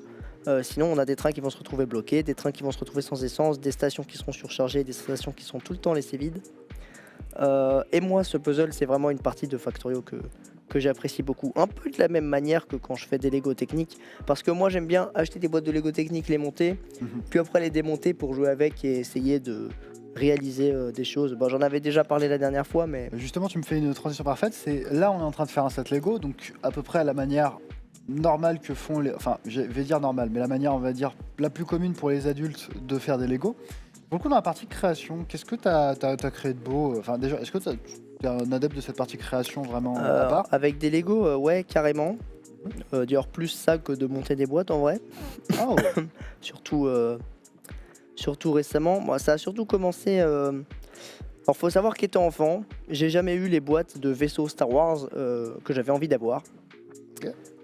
Avant d'avoir été assez vieux. Et donc, je me suis amusé avec le nombre innombrable de boîtes que j'avais Essayer de reproduire les à vaisseaux essayer de Star Wars. reproduire les vaisseaux Star Wars que je voulais, alors que je n'avais pas les boîtes. Du coup, ça m'a amené à me poser pas mal de questions sur la structure des vaisseaux, etc. Du coup, en regardant comment j'avais été fait les vaisseaux que j'avais, pour essayer de concevoir les vaisseaux que je voulais, du coup. C'est un processus que j'ai toujours trouvé vachement intéressant d'essayer de créer. Et puis au fur et à mesure, du coup, au début on essaie de reproduire un vaisseau, puis après on se dit on pourrait rajouter ça, etc., etc. Et du coup il y avait vraiment tout ce processus de création qui serait autour de ça. Donc moi c'est ça que j'aimais bien. En plus le fait d'avoir eu quand même quelques boîtes techniques, même en étant assez jeune, ou alors quelques vaisseaux Star Wars, il y a beaucoup de vaisseaux Star Wars qui contiennent pas mal de pièces techniques pour des mécanismes d'ailes qui s'ouvrent, etc. Oui, parce que j'ai surtout eu des boîtes de vaisseaux Star Wars. Oui, non, mais ça, je pense qu'on l'a compris. Pièce majeure de cette collection d'ailleurs, C'est Star ça, Wars. pièce majeure de cette. Bah, mon AT-AT L'AT-AT motorisé, motorisé, je pense que oui, qui quand marche. t'as fait ça, c'est pas que t'as tout vu, C'est mais c'était bien. c'est une belle pièce. Alors, Guillaume tient à préciser qu'il en a peut-être une plus grosse que toi, puisqu'il a une étoile noire à sa maison. Ah, c'est pas mal ça. Ouais, j'ai jamais eu l'étoile noire, effectivement. Trop grosse boîte. Mais en même temps, quand elle est sortie, ça devait être en 2008 ou en 2009, j'ai plus eu tant de boîtes que ça après. J'ai beaucoup de boîtes qui datent d'avant. Les 33 pièces, c'est fait, mais surtout ce qui me bute, c'est le nombre exact de pièces de secours qu'ils ont, qui est exactement le même. Il y a 2 blanches et 2 grises. Je trouve ça fou. Moi, voilà, bon. Maintenant, on va pouvoir aller les poser du coup sur le set, sachant qu'il y en a 33 parce que c'est bien foutu, parce qu'en fait, vu qu'il y a ça d'un côté, il y a exactement c'est pour ça qu'ils en mettent 33, c'est parce que c'est asymétrique et donc du coup, il y a tout. Donc chacun son côté, tous en cœur. On y va, donc faut pas se tromper sur le sens. Donc en fait, il suffit juste de suivre et de mettre les opposés en fait. C'est ça. Précédent. Et je tiens à préciser que le sachet 3, c'était que ça. Hein, c'était que C'est ça. C'était que ça. Donc ça, c'est cool du coup que tu aies partagé un peu ta partie un peu création, pour le coup. Mais je voulais juste revenir aussi sur un point que tu avais cité précédemment, c'est la partie un petit peu conception des mécanismes et tout ça. C'est ça. Je te conseille du coup un excellent jeu, pour le coup, et ça va recouper avec une de mes autres passions, c'est le ferroviaire. pour le coup, je te conseille un jeu qui s'appelle Nimby Rail. Nimby Rail, eh ben, je connais pas du tout. Nimby Rail, c'est un jeu qui est disponible sur, tout simplement sur Steam, qui est en early access, qui est créé par un seul gars. Voilà. Et le principe de Nimby Rail, c'est simple, je te prends la carte du monde, donc littéralement je te prends un truc sur OpenStreetMap. Ouais. Et je te retire toutes les voies ferrées du monde. Et tu crées toi-même le réseau que tu trouves le plus avantageux pour n'importe quelle ville, sachant que ça prend en compte la densité, ça prend en compte l'élévation et ça prend en compte.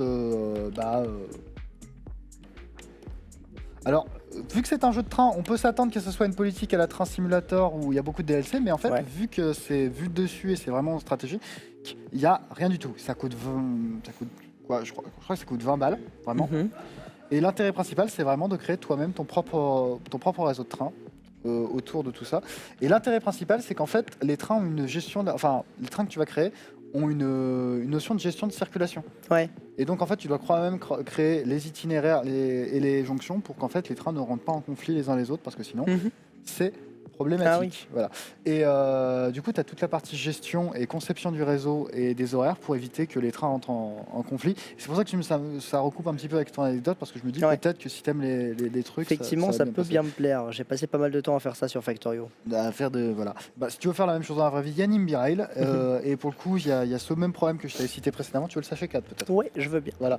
Il y a le même problème que j'ai cité précédemment en fait sur les jeux techniques, c'est que quand ça devient trop technique, j'abandonne, parce qu'en fait c'est pas que c'est déplaisant, mais c'est qu'en fait pour obtenir un truc satisfaisant, ça prend beaucoup de temps. Tandis qu'on attaque le sachet 4, donc c'est le dernier sachet de la base, et il est quelle heure? Il est 56. Il est 10h. Il est quasiment 10h. Donc pour le coup on aura fini la base. Il me reste 1 heure, tant pis. On l'aura sans doute pas fini, mais au moins ça c'est fait. La base sera faite. On enchaîne du coup, et je suis quand même très heureux d'avoir fait le pavage en assez peu de temps. Parce que je m'attendais vraiment que ça soit une partie longue, mais au final ils ont réussi à optimiser le tout pour que ça soit plaisant. Pour vous remettre on commence sur par le Taj Mahal 8. peut-être.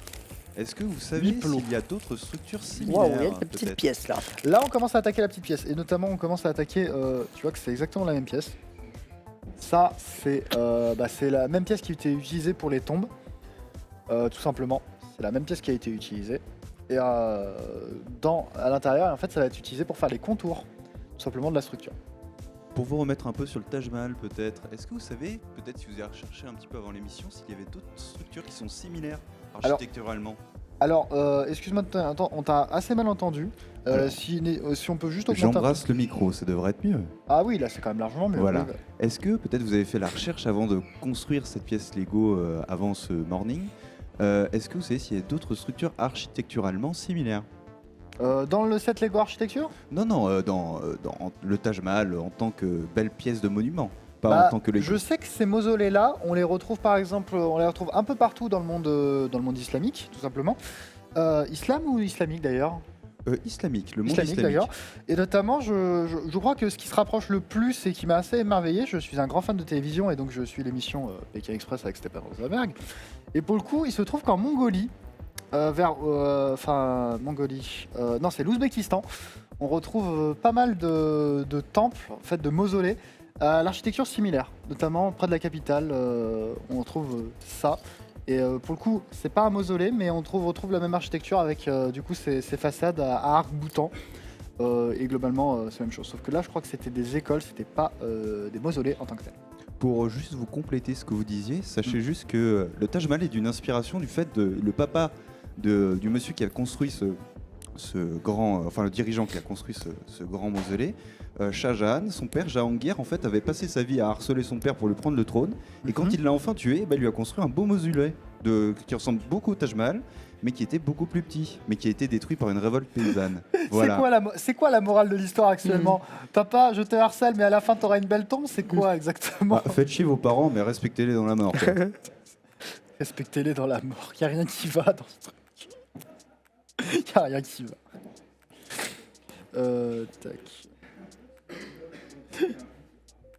Y a rien qui va. Bon.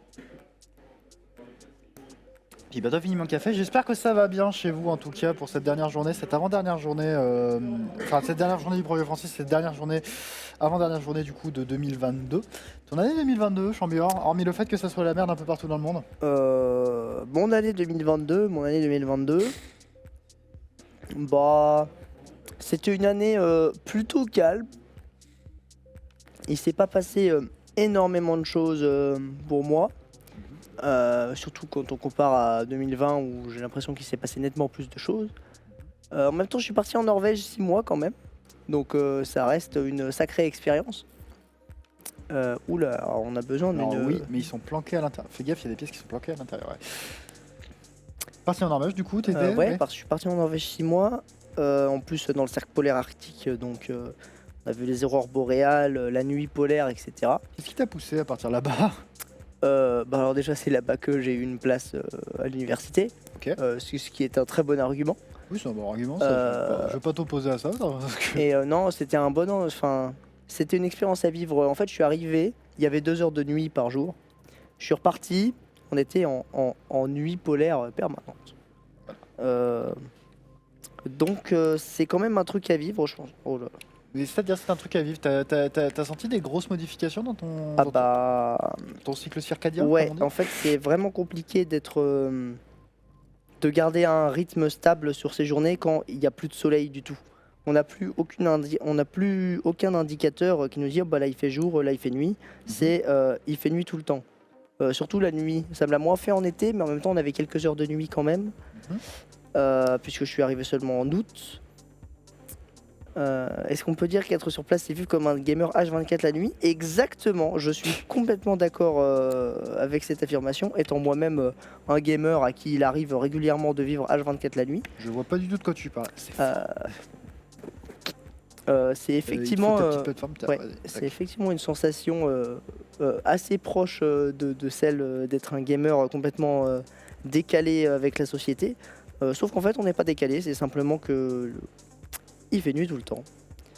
Donc voilà, bonne expérience à ce niveau-là. Après, j'ai aussi eu mes premières vraies expériences en entreprise cette année. Ah bon? Ouais, avec les projets industriels à l'école et en même temps j'ai travaillé cet été du coup pour l'entreprise avec laquelle j'étais en projet pendant tout mon semestre d'école en France. Donc du coup j'ai découvert un peu le monde de l'entreprise, etc. Parce que bon, je fais de longues études, alors je pouvais encore profiter de la joie et de l'insouciance de l'école.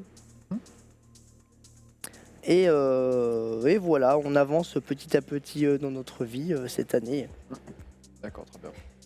Les choses progressent à leur rythme, on va dire. Et ça se conclut par Francis, alors.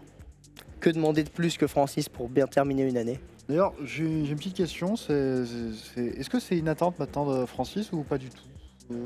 Parce que pour le coup, moi, je peux te le dire, c'est une très grosse attente parce que forcément, c'est un projet qu'on prépare depuis 4 mois à l'avance et que d'ailleurs, je m'occupe de la post-production et de poser les vidéos toute l'année. Mais est-ce que toi, également, tu as une petite attente de Francis Bah moi, je suis très content de revenir à chaque fois. Très content que ça ait pu se faire cette année. Est-ce que c'est une attente? Bon, c'est que ma deuxième fois pour l'instant. C'est ta deuxième fois, mais je peux te dire que t'es incontournable. Ah bah ça fait plaisir à entendre. Non mais c'est factuel, je veux dire, t'es gagnant. Imagine, tu ravites pas le gagnant d'une compétition l'année prochaine. La crédibilité de ta compétition. C'est vrai. Ouais, non, mais oui, je suis vraiment très content d'être là. Et oui, Francis, si ça devient notre rendez-vous annuel ou même biannuel si possible. Alors, ça me... je crois que t'as pas écouté très bien le FAQ et c'est normal, tu devais être en cuisine. Ouais, c'est possible. Alors, c'est simple, on est crevé. Si on fait 2 éditions, on est littéralement... Putain. Donc annuel. Alors, si vous comprenez pas, et c'est normal parce que vous êtes pas en stream, ils ont mis musique cliché Inde pour MP3. Ils l'ont téléchargé et un coup il me le balance dans l'oreille, un coup il le balance en régie et vu qu'il y a personne dans la salle, je l'entends. Et en plus ils l'ont mis en story Instagram. Il est aussi bon à préciser que le Taj Mahal n'a pas été construit par des dirigeants indiens, mais bien par des dirigeants irano-turcs. C'est donc encore pire. C'est encore pire. C'est-à-dire, c'est encore pire. Vas-y, mets-toi. Maintenant que t'as avancé cet argument, mets-toi dans la merde, non.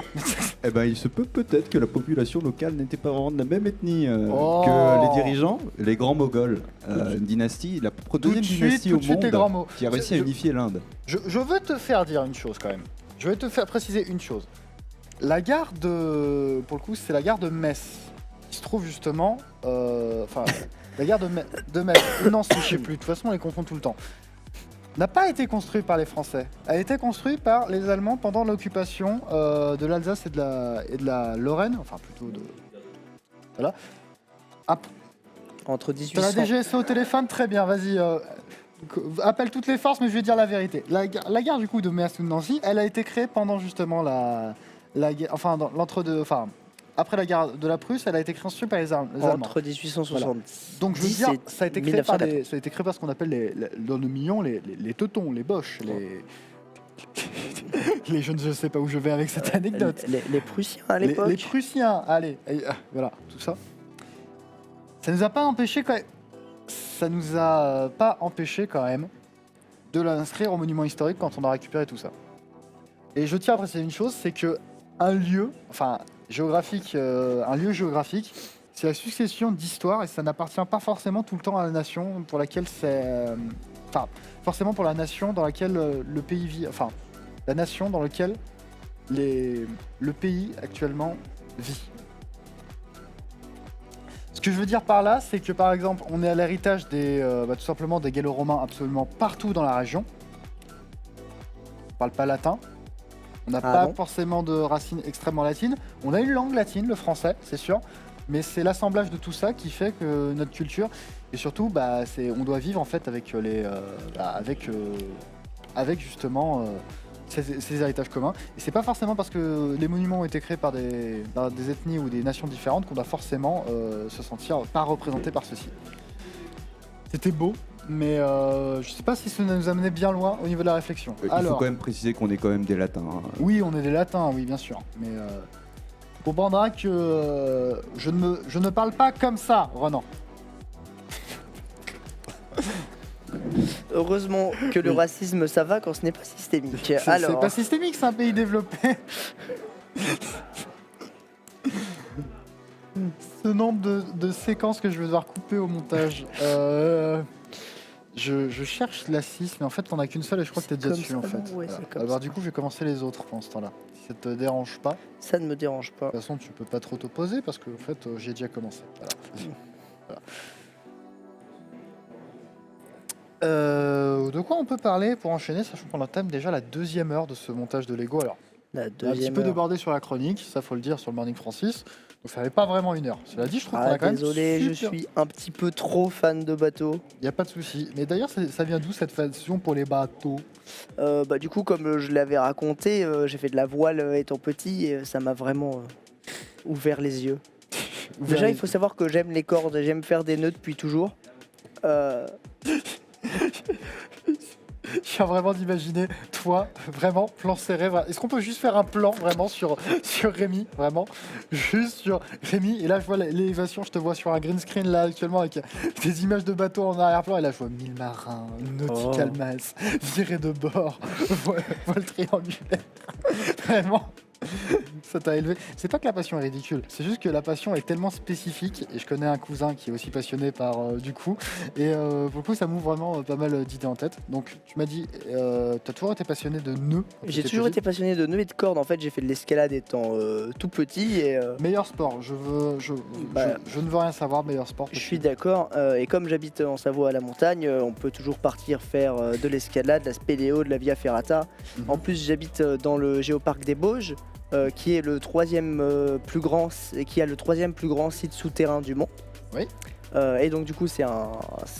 Juste faire un jeu de pièces en symétrie, donc si tu veux te lancer là-dessus. Voilà. C'est un contexte particulièrement bon pour profiter des joies des nœuds pour l'alpinisme plutôt. Et du coup le fait de découvrir les bateaux, ça m'a fait découvrir plein de nouveaux nœuds. Et du coup moi j'étais tout content. Et en même temps, les nœuds et les cordes, c'est cool, mais dans un bateau, les nœuds et les cordes, c'est pour tenir les voiles. Ouais. Et du coup, en fait, les voiles, c'est vachement cool aussi. Et c'est un sport qui est très abordable. C'est-à-dire que c'est très facile de débuter et en même temps qui est vachement technique et que tu peux pousser assez loin pour vraiment optimiser ta vitesse et aller le plus vite possible. Et en même temps, à ce moment-là, il y a tout l'imaginaire autour de Pirates des Caraïbes, Assassin's Creed 4 qui est sorti quand Alors que j'étais c'est faux, adolescent. t'es juste sur un petit trimaran au large de C'est ça. Saint-Nazaire. C'est ça. Et tu n'iras pas jusqu'à l'autre bout de l'océan. Parce Non. que tu vas crever en fait avant. Non. Tu vas crever. Mais quand même, on a la sensation de naviguer et c'est quelque chose que j'apprécie beaucoup. Et ouais, voilà, c'est cet imaginaire, ces bateaux que je trouve vraiment très beaux. J'irais même jusqu'à dire que je n'appelle pas bateau toute chose qui n'a pas de voile. Un petit peu pour la blague et en même temps à On m'a moitié dit que ça va sérieusement. peut-être un peu trop loin. Et qu'il faudrait peut-être ne pas faire de fanfic dessus. Moi je vois pas ce que tu veux dire. Voilà. Faut faire 3 Vous fois êtes pas ça. mécanophile vous un petit peu? Bah non justement puisqu'il n'y a pas de mécanique dans ces navires là. Alors Alors c'est pas tout à fait vrai parce est-ce qu'il y en a. qu'une poulie c'est un mécanisme? Bon, une poulie peut être un mécanisme. Non, mais c'est pas tout Voilà. à fait vrai, il y en a parce qu'il y a des systèmes de barres qui sont vachement avancés sur certains navires Alors, Du de coup, l'époque. il y a aussi une question que je me pose une question que je me pose, Ouais. peut-être pas sempiternalement, mais les bateaux, pour le coup, c'est des systèmes qui vont être immergés en permanence. Ouais.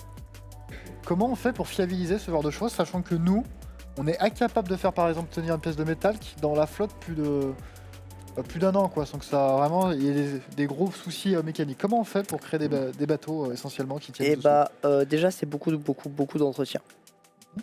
Faut savoir que les bateaux ça coûte très cher à construire et ça coûte aussi très cher à entretenir. Mhm. Combien t'en as fait? Une? Une pour le moment, il en reste encore une à faire. De ce style-là, en tout cas. Ouais.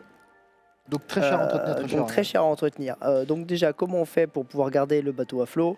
L'entretien. Dès qu'une planche est abîmée, faut la remplacer, etc. Faut repasser souvent au port. Mais en même temps, il y avait vraiment une grosse culture du traitement du bois pour fabriquer ces navires à l'époque, et aujourd'hui du traitement du métal pour faire la même chose. Pour être sûr d'avoir des matériaux qui vont s'abîmer le moins possible au contact de l'eau, en plus de l'eau de mer donc qui est particulièrement agressive à cause du sel. Oui.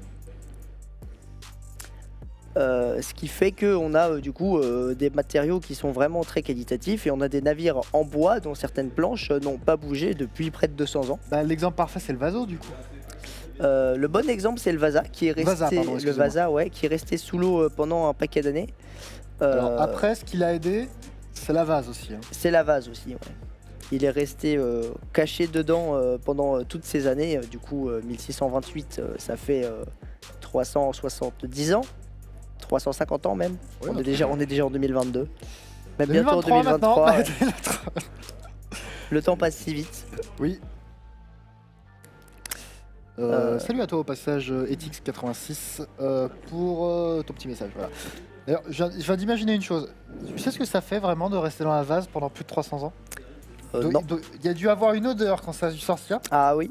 Là, il y a une odeur parce que c'est une laine qui a duré plus de 50 ans. Mais t'imagines une odeur de vaisseau qui est resté 350 ans dans la vase? Moi, je pense que on a dû découvrir des espèces endémiques dans ce bateau. Il y a dû avoir un écosystème qui a dû se créer. Peut-on renifler sous l'eau les odeurs? C'est une très excellente question. Est-ce qu'on peut avoir des particules olfactives sous l'eau? C'est une bonne question. Mais je te déconseille d'essayer d'inspirer par le nez quand tu es sous l'eau. Oui, ça par contre c'est évident, mais pour le coup, Du coup, c'est une bonne question, mais est-ce qu'on aura un jour la réponse ou est-ce qu'il faudra se noyer pour le savoir? alors je pense qu'il y en a qui ont déjà essayé, ils ont eu des problèmes. C'est probable. Alors après, fact check, c'est impossible visiblement, on m'a dit. C'est pas possible visiblement. Alors d'un autre côté, je me dis qu'on peut goûter, enfin une bonne partie du goût qu'on a des aliments Ouais. provient provient pas uniquement des papilles gustatives, ça provient aussi de l'odeur. Ouais. C'est la combinaison des deux qui crée justement les ressortiments complexes, on appelle justement le goût globalement. Eh bien, je me pose la question du coup suivante, est-ce que on peut goûter sous l'eau? Parce qu'on peut continuer la réflexion comme ça longtemps, hein, bien C'est sûr. vrai. On Est-ce peut qu'on voir peut goûter sous sous l'eau, l'eau? on peut entendre sous l'eau, Eh on bah, entend d'ailleurs mieux sous l'eau que... Eh bah, je pense qu'on peut goûter sous l'eau. Parce que. Parce qu'on sent le sel, tout simplement. Voilà, Parce fin de la que- discussion. Voilà, parce que l'eau de mer, bah c'est pas bon. Clairement. Ah oui, d'accord, elle s'arrête comme ça l'anecdote. Elle s'arrête comme ça. Non, non, on s'en rend bien compte, bah, justement, quand on fait un peu de voile, surtout sur des petits bateaux, on en mange de l'eau, puisque forcément, quand on va vite, qu'il y a du vent, il y a des vagues, on brise les vagues et ça éclabousse. Et l'eau nous arrive à la figure.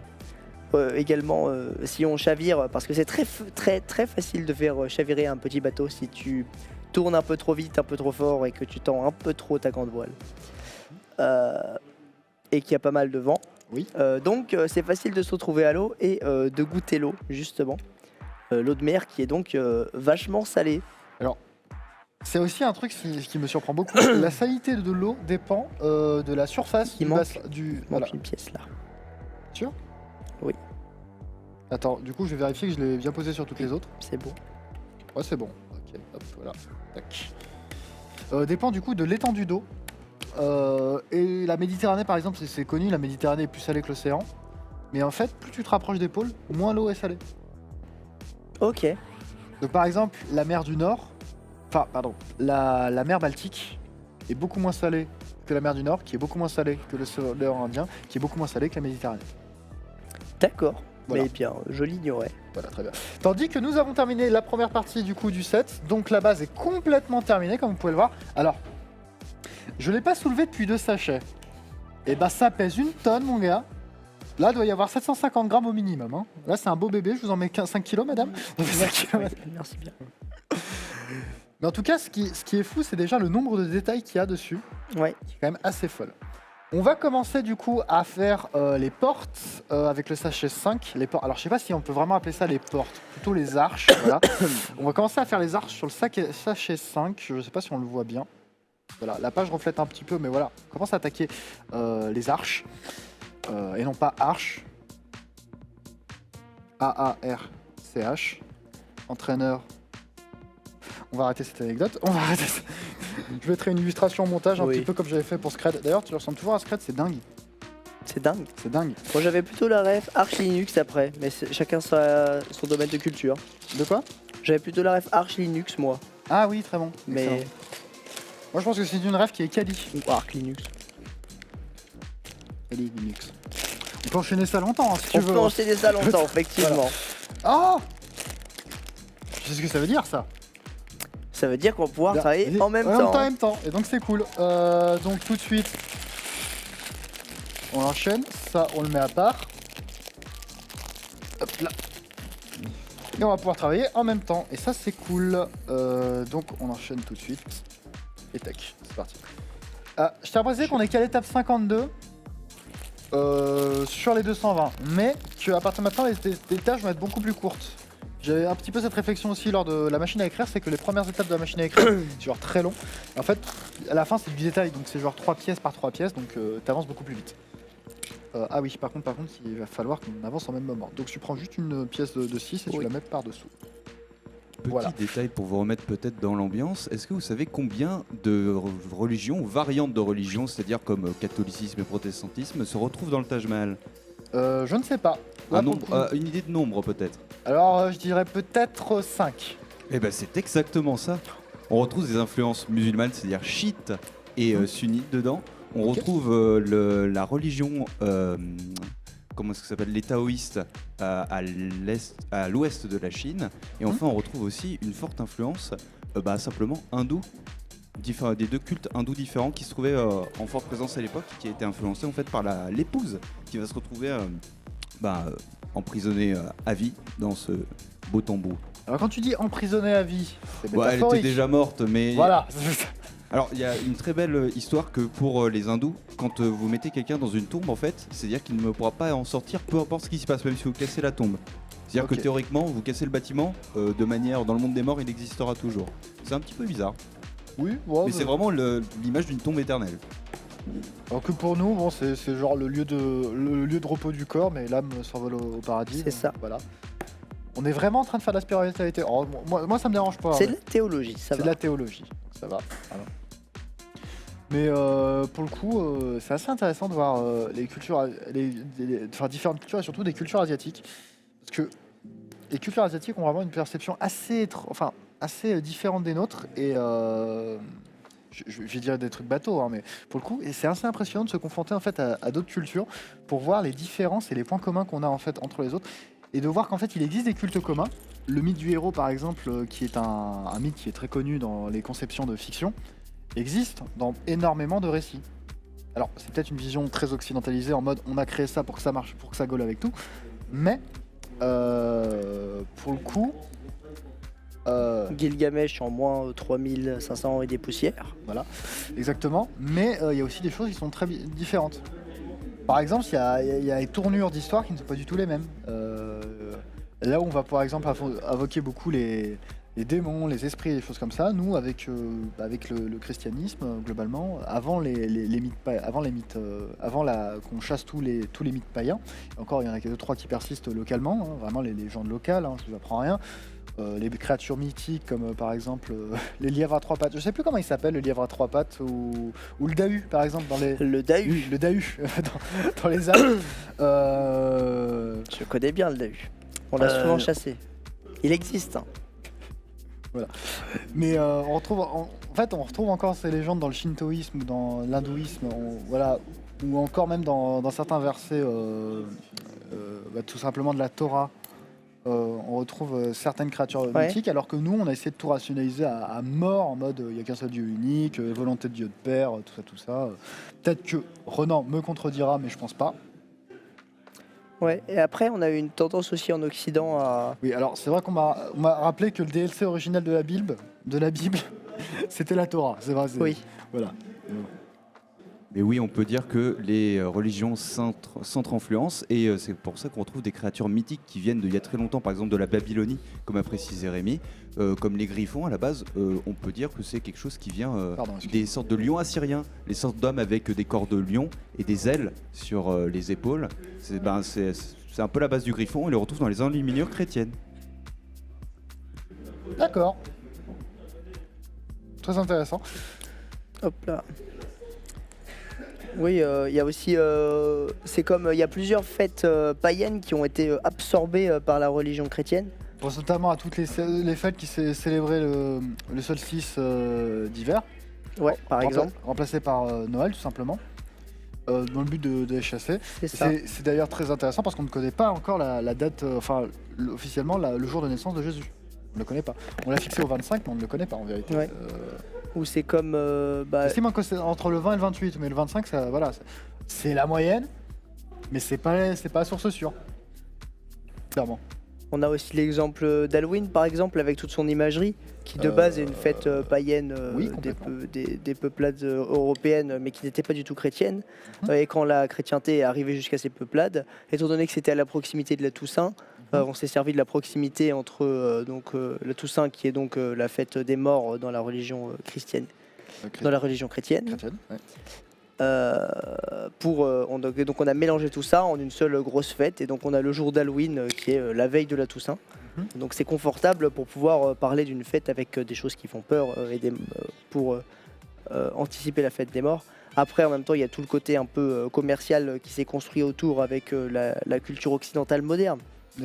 D'ailleurs, excuse-moi Renan, mais on est d'accord que logiquement la fête d'Halloween, ça a des origines pas celtes, mais en tout cas c'est pas irlandais, celtique, tout ça. Il me semble que c'est ça aussi. Ça vient des Celtes en effet, mais c'est un peu mélangé en fait. Il se trouve que la plupart de ces fêtes ont été intégrées à la religion ou accommodées à la culture au 9e siècle, en fait, une époque où l'empereur c'était Charlemagne, pour vous la faire vite, et il essaie d'étendre son territoire à l'est, et donc du coup il faut aussi christianiser ces terres. Et bon, il faut faire un petit peu d'accommodation entre 2-3 massacres. Et donc du coup avec le pape, ils vont faire un deal, on va créer 2-3 fêtes. Et comme ça ils seront contents, on pourra les rajouter à l'Empire. Et puis ça m'évitera de passer tous les 3 ans à taper à l'Est. Parce qu'il avait les Espagnols à s'occuper. Enfin en l'occurrence quand l'Espagne était occupée par les musulmans. Voilà. D'ailleurs, petite anecdote, une date historique qu'on retient tous, mais qui n'est pas la date la plus importante en fait côté franc, franc, c'est qu'on retient tous que le couronnement de Charlemagne c'est en 800, mais ça c'est le couronnement en tant qu'empereur qui a été mis en place. Oui. Le couronnement en tant que roi des Francs c'était bien plus tôt, En 784, un truc dans le genre, non Charlemagne En tant que Ça roi des demande un Francs. fact-check.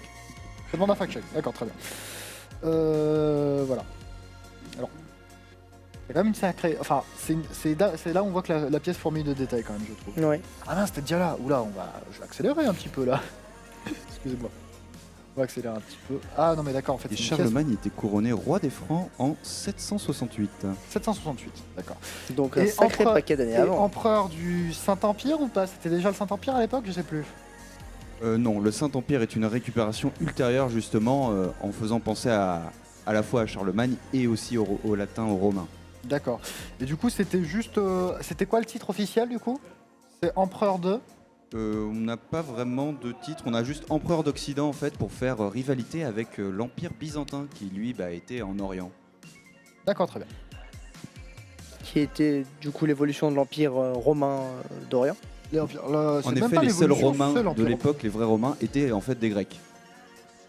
Oui, oui. Désolé si je te ralentis un petit peu, mais pour le coup... Non, non. J'essaie d'entretenir la conversation avec Ronan, mais je te promets qu'on avance. Mhm. Il nous reste combien de temps à peu près? 30 minutes, c'est ça? 35. 30 minutes. On aura au moins déposé les portes, à mon avis, je trouve que c'est déjà pas mal. Et quand même, je trouve qu'on avance quand même plutôt bien sur ce set. Tant pis si on le finit pas, bien évidemment, aujourd'hui. Ça se place comment exactement, toi? Hop là, oui, donc ça se place bien comme ça. Je place la... Hop, c'est comme ça. C'est quelle couleur par contre? C'est bien blanc? C'est tout blanc. C'est blanc, d'accord, très bien. Tac, et ça se pose au sommet de la porte. Je sens qu'on va juste refaire la même chose une deuxième fois avec le quadrillage inversé. Probable que ça soit juste ça, mais dans ce cas-là, ils auraient juste pu faire... Ok, ça n'existe pas des pièces Lego, genre on a une base commune et ensuite on split. Je crois que ça n'existe pas. Je vais juste vérifier que ça soit bien exactement les mêmes. Je crois qu'on peut parler de similitude exacte à la caméra. C'est des sets qui sont vraiment complexes, hein, on se doute pas, mais il y a un nombre de détails là-dedans, c'est fou en fait. Et surtout pour créer la forme de l'arc-boutant à partir de deux pièces qui ne sont pas conçues par ça, parce que ça vous le retrouvez dans Plat 7, hein, pour information, cette petite pièce, là avec cet arc, vous le retrouvez dans Plat 7. Et d'ailleurs, je viens de remarquer que c'est... Regardez le niveau de détail, alors vous le verrez pas, mais Chambert, je crois que tu vas le remarquer, regarde. Est-ce Ouais. que tu vois? En fait, la pièce est légèrement biseautée vers l'intérieur, ce qui fait que l'arc, grossièrement, fait un arc, fait plutôt une sorte de chapitre, enfin de toit.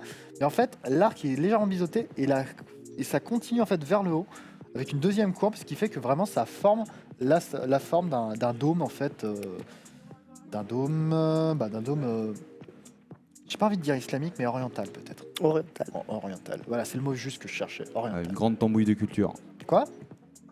Une grande tambouille de culture. Grande tambouille de culture, totalement.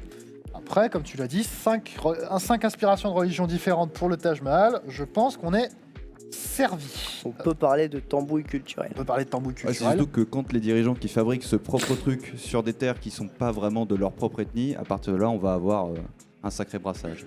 Va falloir un petit peu collaborer si tu veux qu'elle reste sur pied ta structure, quoi. Voilà. Non, la DGSE.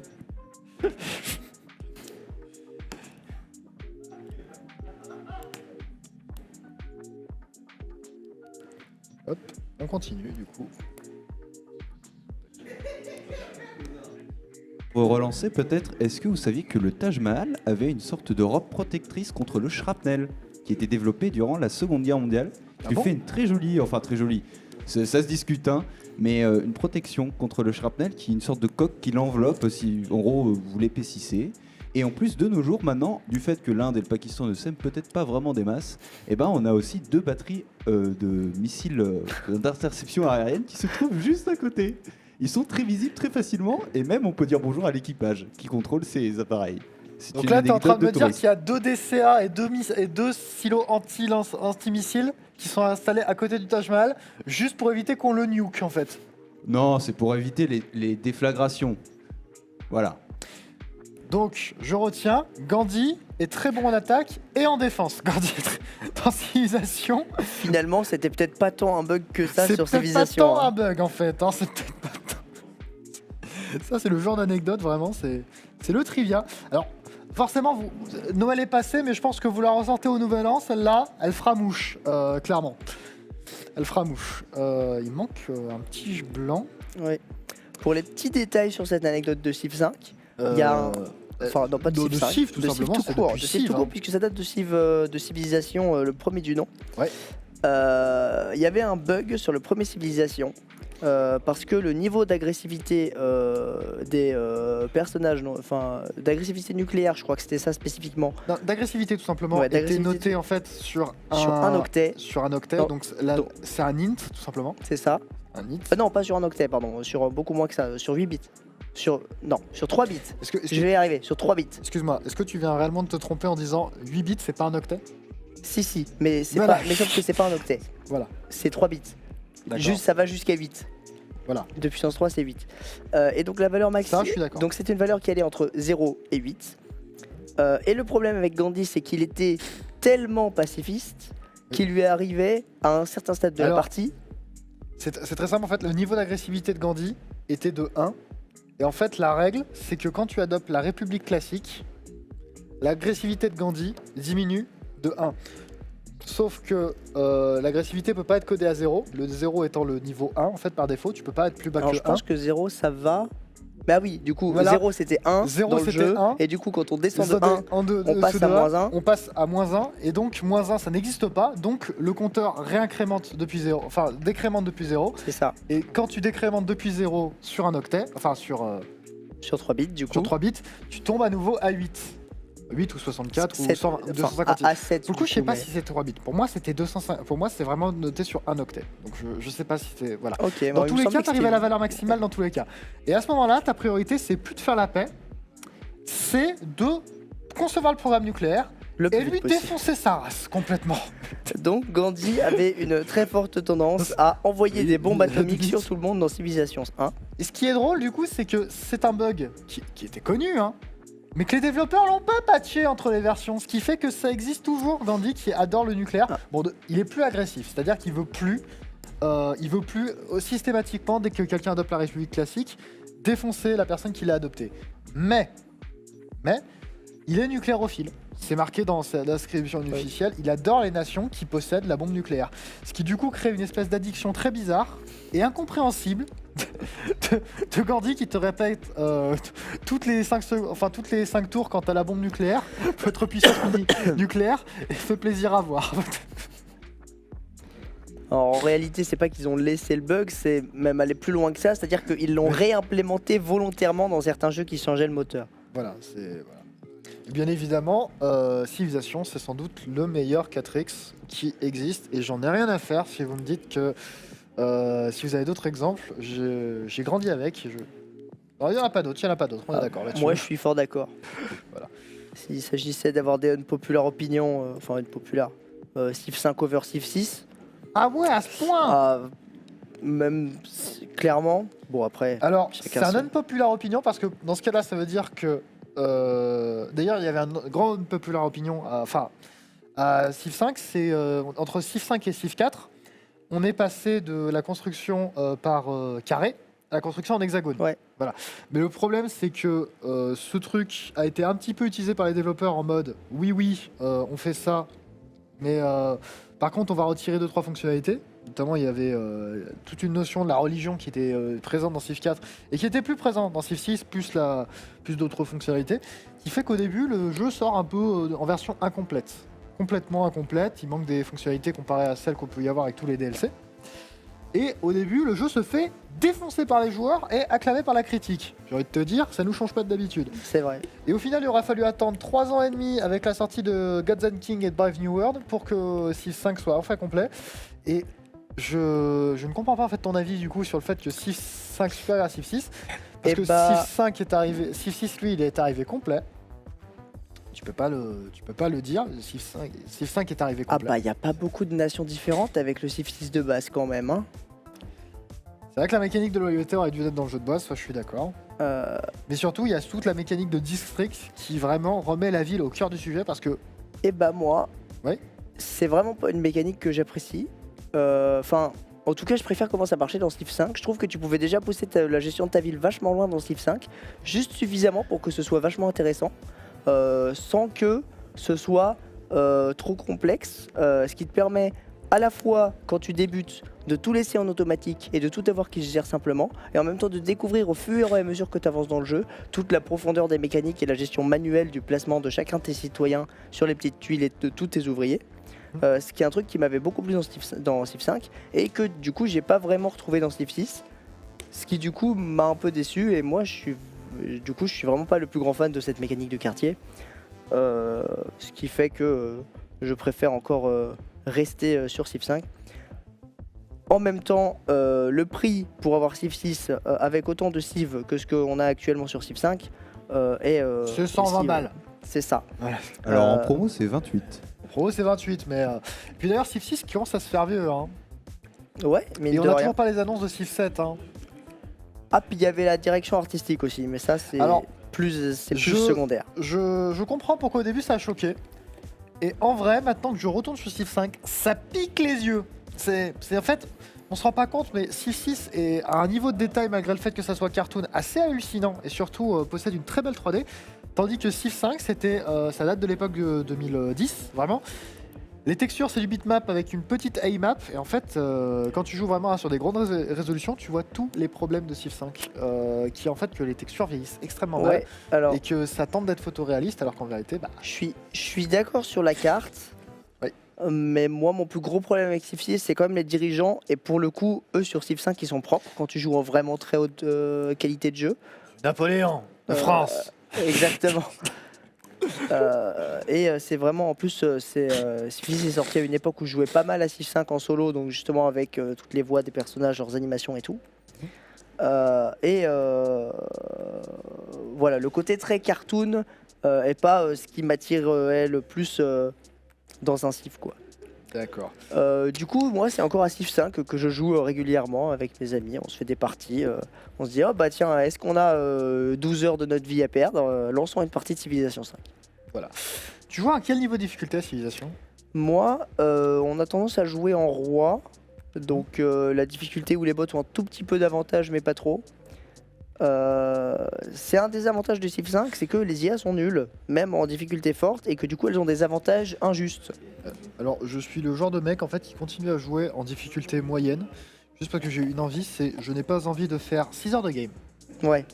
pour me faire défoncer par une IA que je n'ai pas vue et qui a pu profiter d'un continent entier pour se développer pendant que moi j'étais en train de me tataner avec 3 autres. Voilà. C'est ça. Ouais, bon après...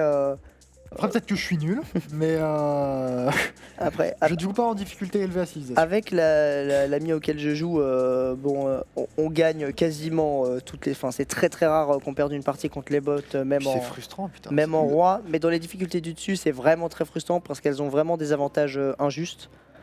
Bah, ne serait-ce que commencer avec un colon de plus, par exemple. C'est ça. Un colon de plus pendant les 30 premiers tours, je vous jure que ça fait la différence. Hein. Parce que pour produire ton colon, ça prend 19 tours, enfin ça prend entre 15 et 19 tours. Donc c'est 19 tours où ta ville ne peut plus rien produire d'autre. Ouais. Je vérifie juste que ça soit bien le 6, en fait il y a le code barre hein, qui fait la barre. Voilà. Et du coup c'est 19 tours que l'IA, elle en a rien à faire parce qu'elle a déjà sa deuxième ville, donc elle va se lancer soit dans la production militaire, soit sur autre chose. Et toi tu peux rien faire pour ça là. T'es complètement C'est ça. complètement bête. C'était intéressant de parler de civilisation, mais je viens de me rappeler d'une chose parce qu'en fait, je viens de remarquer qu'on construit des petits modules qu'on assemble les uns avec les autres, et ça me rappelle que le Taj Mahal existe en 2 versions dans Lego. Il y a cette version-là, architecture, et il y avait la version qu'on appelait Créateur Expert, qui était une version beaucoup plus grande avec plus de 5000 pièces, qui existait et qui en fait tenait ensemble avec des pièces de Lego technique. Ce Voilà. sujet-là, vous avez placé les 4 portes normalement sur la maquette. Oui. Il est bon de savoir que sur ces 4 portes, seulement une peut être vraiment utilisée dans l'édifice de base. Et je me demande si sur la maquette aussi c'est représenté. Alors du coup, vu que c'est des portes symétriques, ça n'est pas le cas. Les portes C'est sont symétriques Très deux à deux. décevant. Par contre, ce qui est fou, c'est que le damier est toujours juste. Oui. Là, le damier est toujours juste. C'est pour ça qu'elles étaient symétriques 2 à 2 et non toutes les 4. Donc toutes les 4. Alors qu'en vert, Faut faire ça 2 fois. Ah, faut faire ça 2 fois. Donc, C'est écrit là. alors, je suis déçu parce que ce genre de pièce chez Lego, c'est un peu l'aveu d'échec. C'est le truc, on a voulu faire un truc esthétiquement beau, mais on n'a pas réussi, donc on a fait une pièce spéciale là-dessus. Et donc, forcément, t'as pas le plaisir de construire un truc avec des pièces assez simples. C'est D'un vrai. autre côté, c'est très pratique parce que, hop, t'as fait la moitié de la structure. Hop, t'as fait on continue sur civilisation ou pas? On peut continuer sur civilisation, même si on était peut-être en train de tirer le sujet jusqu'à ses limites. Clairement. Le Taj Mahal sur civilisation. Le Taj Mahal sur civilisation. 4 points de bonheur, je crois, sur Quatre- Civ 5. 4 points de bonheur sur Civ 5 parce que le bonheur est mutualisé dans Civ 5 qui est né et Ah oui, c'est par ville dans Civ 6. donc c'est par ville pour Civ 6. Tandis que dans Civ 6, le Taj Mahal, c'est quoi comme bonus? Je me souviens plus. Ah non, le Taj Mahal, c'est pas l'âge d'or immédiat. Non, ça c'est Notre-Dame, l'âge d'or immédiat. Non, je crois que le bonheur, c'est Notre-Dame. Et le Taj Mahal, ça lance un âge d'or immédiat. La mécanique d'âge d'or, d'ailleurs, dans Civ 6, dans Civ 5, est plutôt intéressante. Même si, à mon avis, elle transcende pas non plus la stratégie. Elle augmente la production d'or. Et augmente la production, je crois. Ouais. Mais c'est pas transcendant. Donc la mécanique d'âge d'or, d'âge légendaire dans Civ 6 avec la mécanique de loyauté, c'est radical. Hein. Avec ça, tu peux littéralement conquérir 2-3 villes si jamais le gars en face est une ville. Je demande juste à te choper où les tiles grises. Il y a des tailles là et des tailles là. D'accord, très bien. Il nous reste 17 minutes. Bon, clairement, on va terminer le SG6 et ce sera déjà pas mal. T'appelles ça gris? Alors, c'est beige. Oui. Mais j'ai appelé ça gris pour me simplifier la vie. Tes merveilles préférées dans Civilisation? Ah, dans Civilisation. Ah, dans Civ 5, Notre-Dame, c'est fumé. Alors, il y a la merveille de cœur, celle qu'on trouve magnifique. Et il y a la merveille qu'on construit parce qu'elle a un avantage stratégique. Ah, alors, la merveille que j'ai envie de faire à chaque fois. Ah si, ça me fallait. En vrai, bon, faut savoir que je suis particulièrement fan de mythologie grecque. Et que le temple d'Artémis, même s'il n'a pas un pouvoir incroyable, il a un pouvoir pratique qui te sert toute la partie. Et il est particulièrement délaissé par les bots. Alors moi j'aime bien me faire le temple d'Artémis au début de toutes mes petites parties de Civ 5. De Civ 5. C'est mon petit plaisir personnel. Moi, c'est rush des pyramides à chaque game. Obligatoire. Ah. Pour les ouvriers gratuits en plus et pour les ouvriers gratuits et pour Les cultures. la culture. Mais surtout la grosse particularité c'est qu'en fait tu fais rush des pyramides donc tu obtiens un ouvrier gratuit. Ouais. T'es obligé avec la liberté. Enfin non, tu fais liberté et tradition en même temps. Liberté Ouais. pour débloquer la pyramide. D'ailleurs, j'ai jamais compris. La liberté, la pyramide c'est le symbole de l'esclavage. Littéralement. Attention à vos propos. Non mais Alors. ce que je veux dire par là, la pyramide, Techniquement, c'était des ouvriers qui étaient payés. oui. Techniquement. Mais dans Civ 6, dans Civ 5, t'es obligé d'adopter la liberté pour construire les pyramides. Et en même temps, tu fais tradition pour obtenir les ouvriers en plus. Ce qui fait qu'au total, en faisant un rush des pyramides, t'as 3 ouvriers avec des boostés au niveau de la construction. Et tu les mets en automatique pour qu'ils construisent automatiquement ton empire. Et à partir de ce moment-là, tu fais colon. Et là, tu as un empire qui grossit à une vitesse, mon pote, systématique. Et moi, j'adore faire ça parce que ça permet de se développer très rapidement. Après, le rush des pyramides, c'est aussi une stratégie que adoptent beaucoup de bots dans Civilisation. C'est vrai.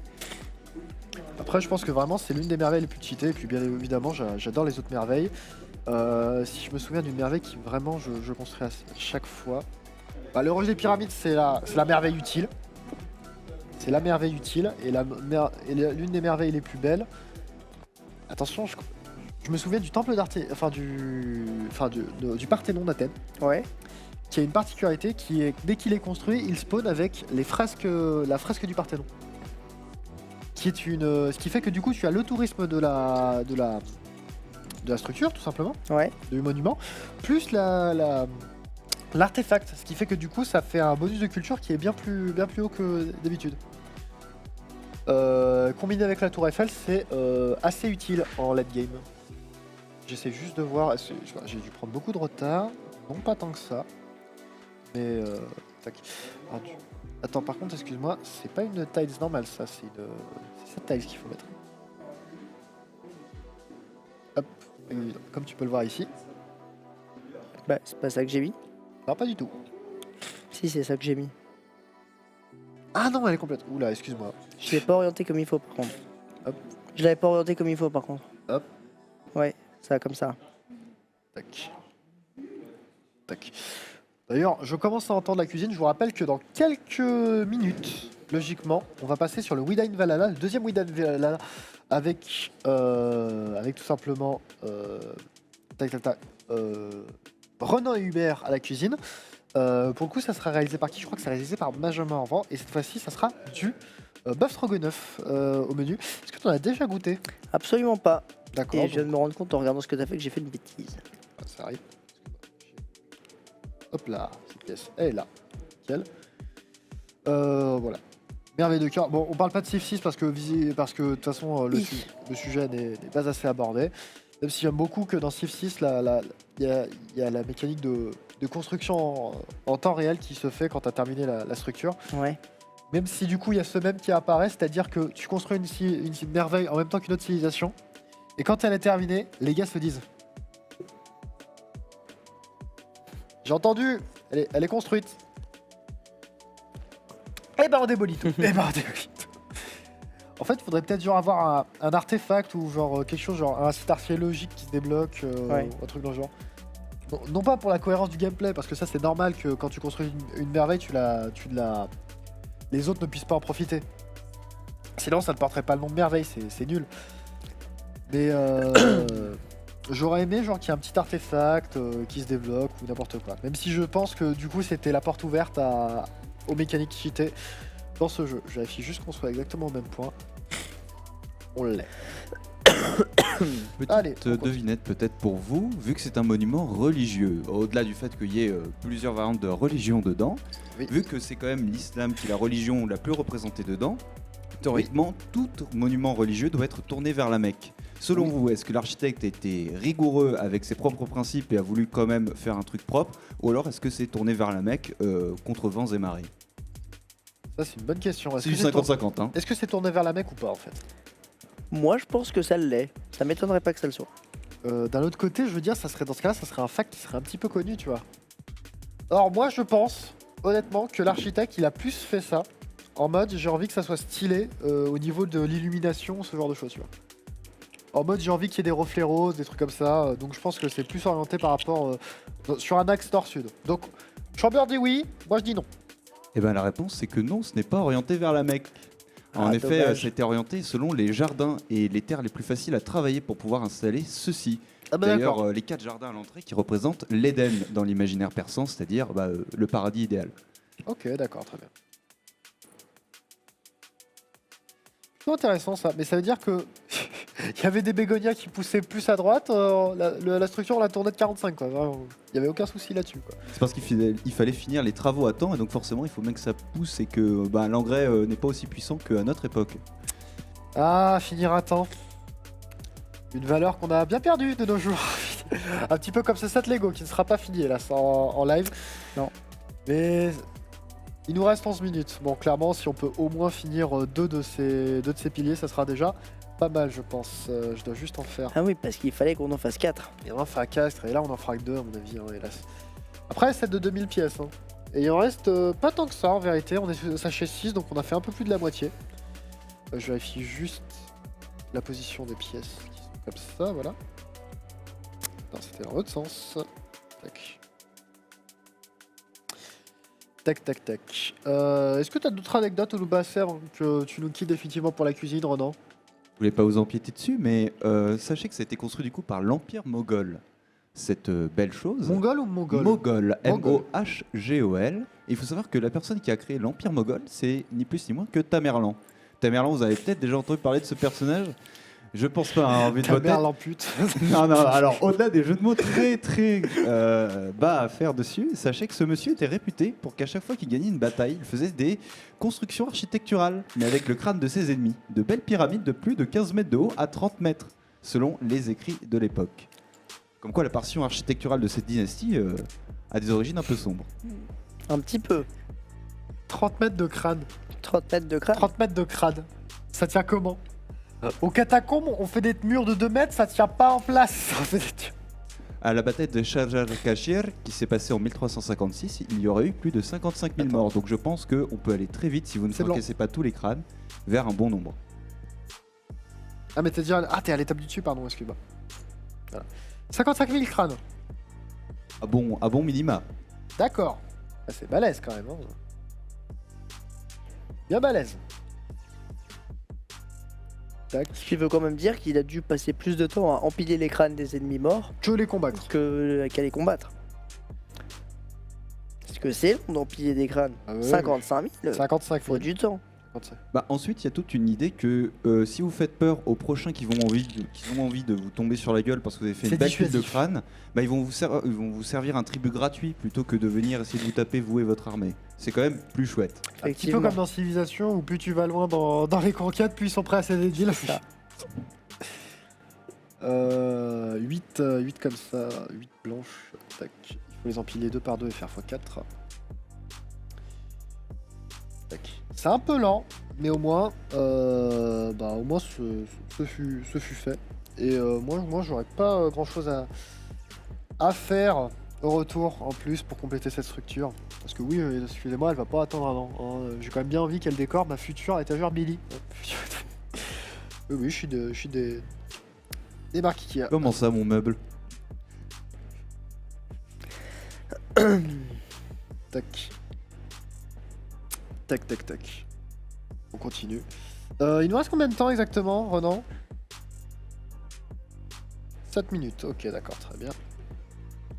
Et là, je vois tous les détails, je me dis qu'on aura peut-être même pas fini les deux. Hein. Tac. Effectivement. Tuf tuf. Tuf, tuf. Ouais, c'est évident, quand on pose une pièce, elle fait tuf. Tuf. Je vérifie juste. J'ai loupé une instruction ou pas?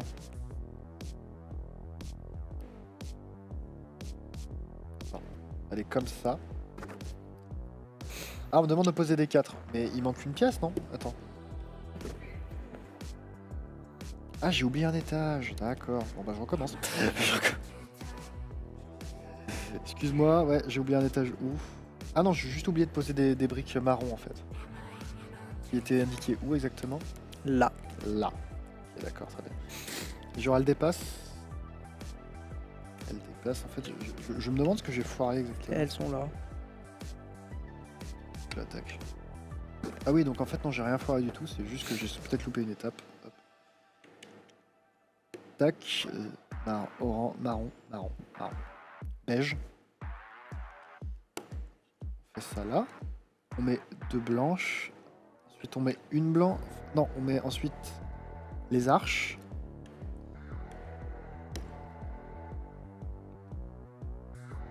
Dernière anecdote probablement de ma part, sachez juste que le Taj Mahal a été modifié par les Britanniques lors de la colonisation. Ah, Dans les jardins, en partie du coup, qui modifiait la représentation qu'on pouvait se faire, qui était liée au Coran, et surtout dans certaines représentations de certaines salles, des bibliothèques ont été bougées, là où on les avait mis exprès pour avoir un lien direct avec Allah. Par exemple, un des passages les plus connus sur les murs qui était bougé, c'était la seule fois où Allah s'adresse directement au lecteur dans le Coran, où il lui dit « Entre parmi mes serviteurs ». Et cette inscription a été déplacée en fait par les Britanniques, ce qui nique un petit peu la cohérence de la chose. d'accord.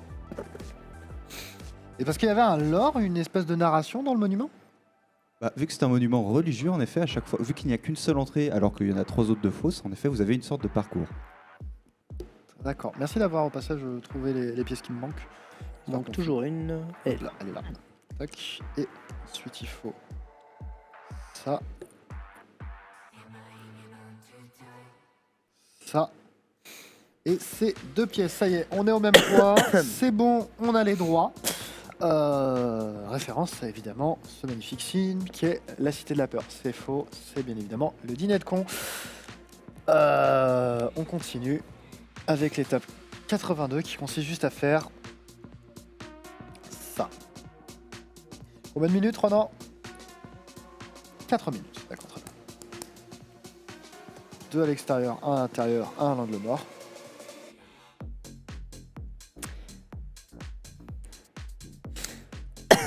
Ce qui est bien, c'est que j'ai du speedrun à exposer.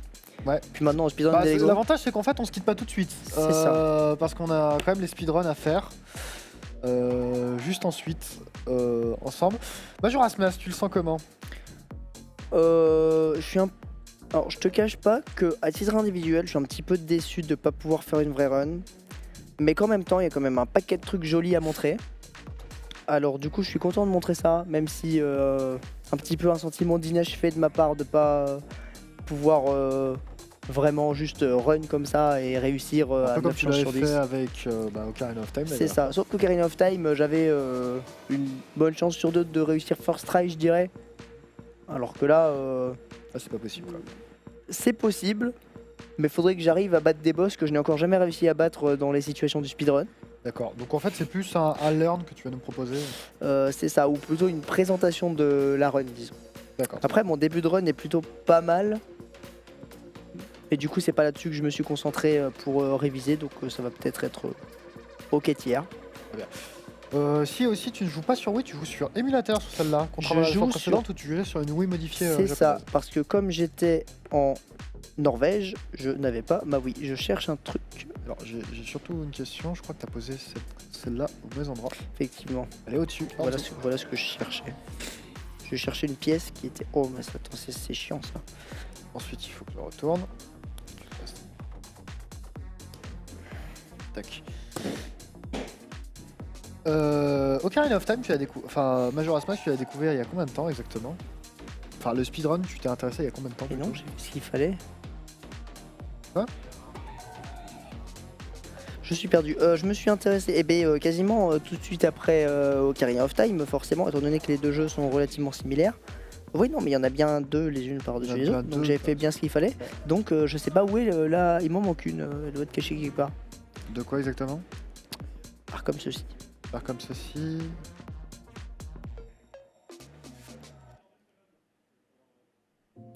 La barre de 3. Barre de 3. Peut-être que j'en ai mis une en trop, mais j'y crois pas. hein.